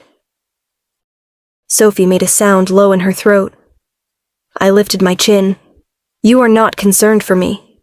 No, Malcolm admitted, but I am very interested in you. Ethan took one step forward. The guards along the walls shifted with him. Malcolm laughed under his breath and raised both hands. Parley Woods, try to remember the old rules. Daniel's voice cut in, controlled and sharp. Parley ends at the gate. Walk there while you still have the privilege. For once, Malcolm did not argue. He gave a shallow bow to Ethan, then a deeper, mocking one toward me. Until next time, Miss Wells. I would say I'm looking forward to it, I replied, but my grandmother taught me lying was a sin. His smile vanished. That felt better than it should have. Daniel signaled 2 guards, and Malcolm was escorted out through the great doors. Cold air rushed in as they opened, carrying the scent of snow and horses, and something bitter beneath it. No one spoke until the doors closed again. Then every eye in the hall turned toward me. I looked at Ethan. He still had not turned around. Is it true? I asked. His shoulders lowered barely. Yes. The single word settled into the space between us. Something inside me hurt. Not the sharp fear from the kitchen, but a slower ache. The kind that came when someone had stood close enough to tell the truth and chosen silence instead. Sophie squeezed my arm. Alma, I need to speak with him. Ethan turned then. His face was unreadable to anyone else, perhaps, but I had learned enough of him to see the strain around his mouth, the exhaustion in his eyes. Only, if you want to, he said. I know what I want. My voice did not shake. I was proud of that. Your study. Daniel looked as if he wanted to object. Sophie looked as if she wanted to come with me and bring a weapon. I touched her hand gently. I'll leave the door open. Ethan's expression shifted. Pain, acceptance, shame. He nodded once. We walked to the study without speaking. The door stayed open. I chose the chair nearest to it. Ethan noticed. Of course he did. He remained standing by the desk, leaving half the room between us. How long have you known? I asked. His jaw tightened. Since before you knew what we were. My fingers curled around the arms of the chair. That long? My wolf knew first. I fought it. That is not an answer that makes me feel better. I know. I studied him in the lamplight. The mark from my slap had faded, but I could still see it because I remembered where my hand had landed. Were you ever planning to tell me? Yes. When? After I guessed? After Malcolm announced it in front of half the household? He flinched, and for a moment I was glad. Then I wasn't. I was afraid, he said. Of me? Of what wanting you made me. The room went very still. He looked down at his hands. They were large, scarred, held carefully at his sides, as if he did not trust them. I told myself distance was honorable, that if I kept the truth from you, you could still have the life you wanted. A human husband, children, peace, Kentucky. My life is not a parcel you get to redirect because you think you know the safest address. His eyes lifted. I leaned forward. I told you my dream because I trusted you with it, not because I was asking you to manage it. You're right. And this mate bond, what is it exactly? Not the pretty version, not the version people whisper around children. The truth. Ethan drew in a slow breath. For wolves, a mate is recognition, instinct, a bond that marks one person above all others. It can bring strength, balance. It can also bring hunger, possessiveness, and pain if the wolf is undisciplined. The bond made you kiss me. No. The answer came immediately, some tight knot in my chest loosened by a thread. My failure made me kiss you, he said. My wolf wanted you. My body wanted you. My dick was hard because I wanted you. But none of that gave me the right to put my hands on you. I held his gaze. Good. Because if you had blamed fate, I would have walked out. I know. Do I have a choice? Yes. Can I reject it? His throat moved. Yes. What happens to you if I do? Pain crossed his face so quickly he nearly hit it. That is not how you make this decision. What happens? My wolf would suffer. I would survive. Ethan. He looked away. I don't know. The honesty was terrible. I sat back slowly, staring at the worn edge of his desk, at the scratches carved into wood by years of use. So Malcolm was right about one thing. I matter to your strength. Yes. And you hid that too. Yes. My anger did not disappear. It settled into something heavier, more thoughtful. I thought of the children learning to read by candlelight, Grace stretching flour, Sophie laughing too loudly so no one would hear worry underneath, Daniel measuring tiny feet with the seriousness of a soldier, Ethan standing alone in doorways, bleeding under clean shirts. I thought of Kentucky, my grandmother's porch, the promise I had made. Then I thought of being kissed without choosing it. Both truths lived in me at once. If I stay, I said, it will not be because your wolf picked me. Ethan went utterly still. It will not be because Vanguard needs me. It will not be because you are wounded, or lonely, or because some bond says I belong anywhere. My voice softened, but it did not weaken. If I stay, Ethan Woods, it will be because I choose to, with my eyes open, and I can change my mind. Yes, he said, rough as gravel, you can. No more deciding for me. No. No touching unless I say yes. Never again. No secrets about things that concern my body, my safety, or my future. His answer was quiet. You have my word. I believed he meant it. Trust was another matter. The silence that followed did not feel empty. It felt like a bridge with half its boards missing, and both of us staring at the gap. After a while, Ethan said, May I come closer? My pulse jumped. He waited. That waiting mattered. Yes, I said. He moved slowly around the desk and stopped several feet away. May I take your hand? I looked at his hand, remembered it on my wrist, remembered it releasing me the second I shoved him, remembered it carrying children, lifting broken beams, trembling in the kitchen doorway. I placed my hand in his. His fingers closed gently, giving me every chance to pull away. Warmth moved through my palm, up my arm, steady and unsettling. His eyes darkened, but he did not tighten his grip. He simply stood there, breathing like restraint cost him something, and he would pay it anyway. This doesn't fix last night, I whispered. No. It doesn't mean I forgive everything. I know. I looked at his mouth. A mistake. Maybe not. Ask me, I said. His breath caught. For once, the powerful Alpha looked almost uncertain. May I kiss you, Alma? My name in his voice was careful this time. Not a claim, a question. I stepped closer. Yes. His free hand remained at his side. He bent slowly, giving me time, giving me space, until his mouth touched mine. This kiss was nothing like the kitchen. It was restrained, warm, almost aching in its gentleness. He did not take. He waited, and I chose the pressure, the brief lean, the small answer of my lips against his.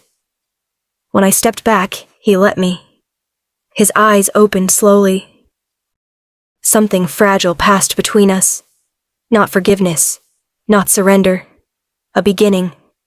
Then the estate shook. A thunderous crack split the night, followed by a horn blast from the north ridge. Screams rose from the children's wing. Daniel appeared in the open doorway, blood already streaking one side of his face. Ironclaw breached the wall, he said. They're inside. For half a second after Daniel spoke, no one moved. Then Ethan changed. Not into a wolf. Not yet. But the man in front of me became something older, sharper and utterly awake. The tenderness from our careful kiss vanished beneath command. His shoulders squared, his head lifted.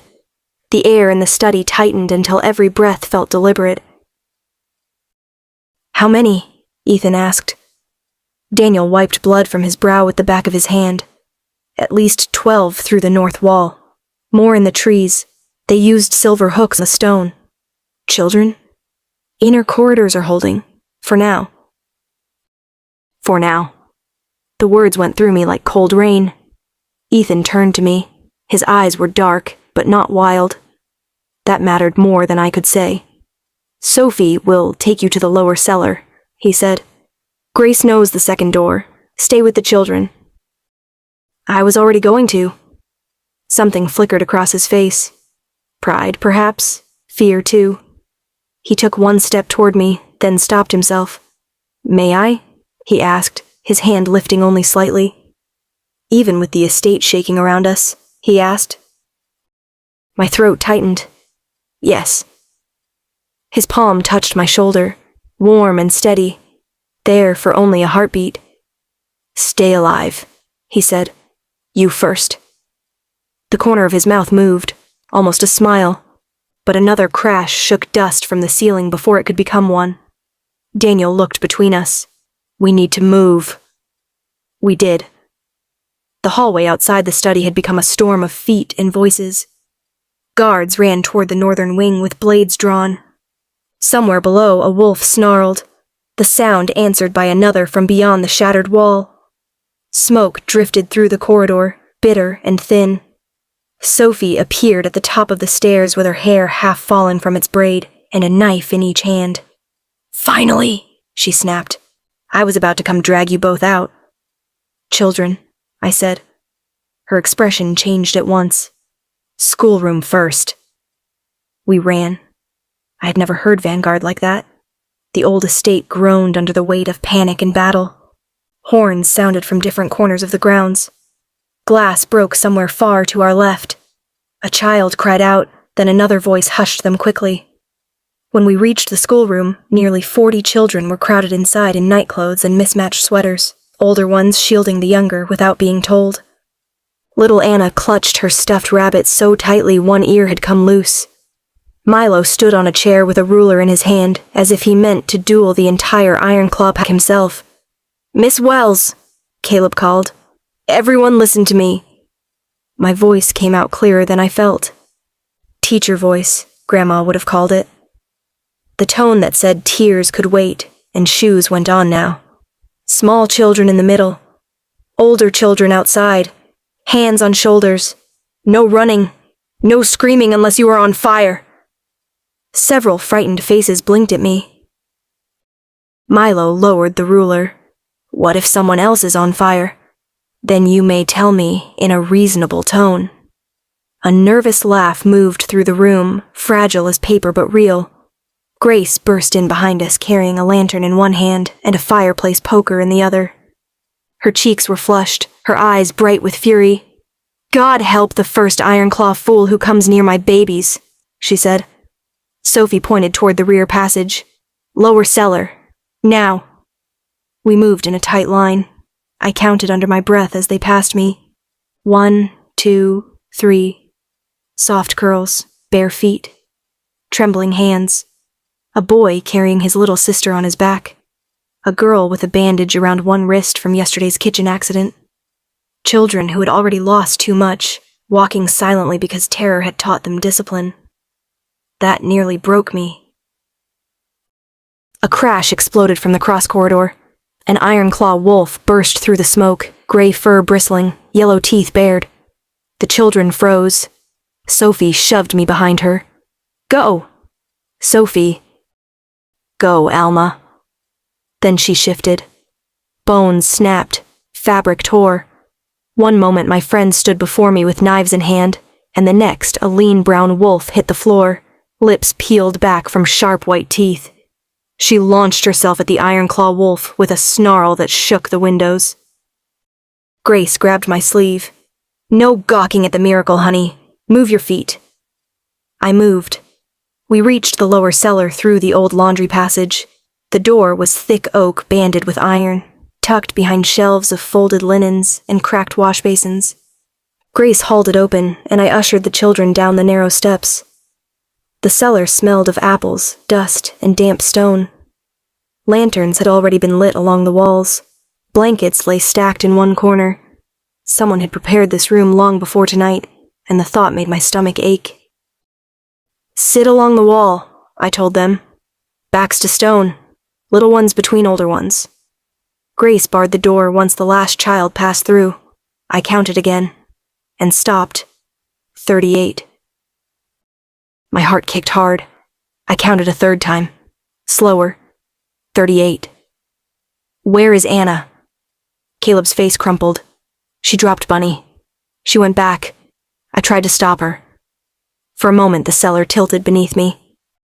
Grace turned toward the door. "I'll go." "No," I was already moving. "Stay with them. They need you here." "Alma, she is my student." Grace's hand closed around my arm, not hard, but desperate. "You are human." I know. That did not make Anna less alone. I slipped through before she could argue again and pulled the door shut behind me. The passage outside had filled with smoke. I kept low, one hand brushing the wall, the other gripping the iron poker Grace had shoved at me at the last second. My heart hammered so loudly, I wondered if every wolf in Ohio could hear it. Last night, I was frightened by Ethan's hunger, by his wolf, by his body and the hard truth of his dick pressed too close when I had not chosen it. Tonight was different. Tonight, I was frightened, and moving anyway. A small sob led me back toward the schoolroom. "Anna?" I called softly. The answer came as a whimper. I pushed open the door. Anna stood near the reading corner, rabbit in her arms, eyes wide and wet. Malcolm Reeves stood behind her with one hand resting on her shoulder. My blood went cold. He looked almost untouched by the chaos outside. His fine coat was torn at the sleeve, and a smear of blood marked his jaw, but his smile remained polished and cruel. "I wondered how long it would take," he said. "Teachers always run toward crying children." I tightened my grip on the poker. "Let her go." Anna's lower lip trembled. "Miss Alma." "Look at me, baby," I said, keeping my voice steady by force. "Just me. Remember how we breathe before spelling tests?" She hiccuped. "In through your nose, out through your mouth." Malcolm's fingers flexed on her shoulder. "Touching. Ethan collects broken children, and you teach them courage." "No," I said. "They already had courage. I teach reading." His smile thinned. A growl rolled through the doorway behind me.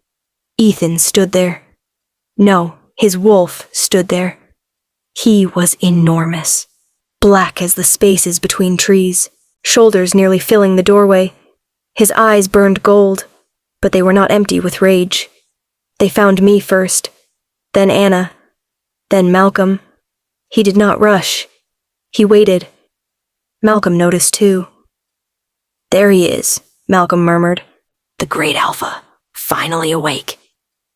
Ethan's wolf lowered his head, silent and deadly. Malcolm drew a silver blade from inside his coat and placed it near Anna's throat. Every part of me wanted to scream. I did not. "Call him off," Malcolm said. I stared at Ethan. He stared back. In that impossible second, I understood what he was giving me. Not command, not possession. Trust. I shifted my gaze to Anna. "Do you remember our fire drill?" Her eyes flicked to me. "When I say down," I whispered, "you drop." Malcolm's smile sharpened. "What are you mumbling about?" "Down." Anna dropped like a stone. I threw the poker at Malcolm's face. He jerked back with a curse, the silver blade flashing away from Anna as Ethan moved. The black wolf crossed the room faster than my eyes could follow. He struck Malcolm hard enough to crack the wall behind him. I lunged for Anna, scooped her against me, and rolled beneath a table as Malcolm shifted with a horrible tearing sound. Gray fur, Snapping jaws, blood on the floor. The two wolves collided. The schoolroom became violent and thunderous. Desks shattered, books scattered. The alphabet cards I had pinned so carefully to the wall fluttered down over claws and teeth.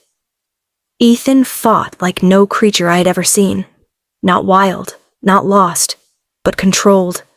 Every movement had purpose. Every strike pushed Malcolm farther from us, farther from the door, farther from the children hidden below.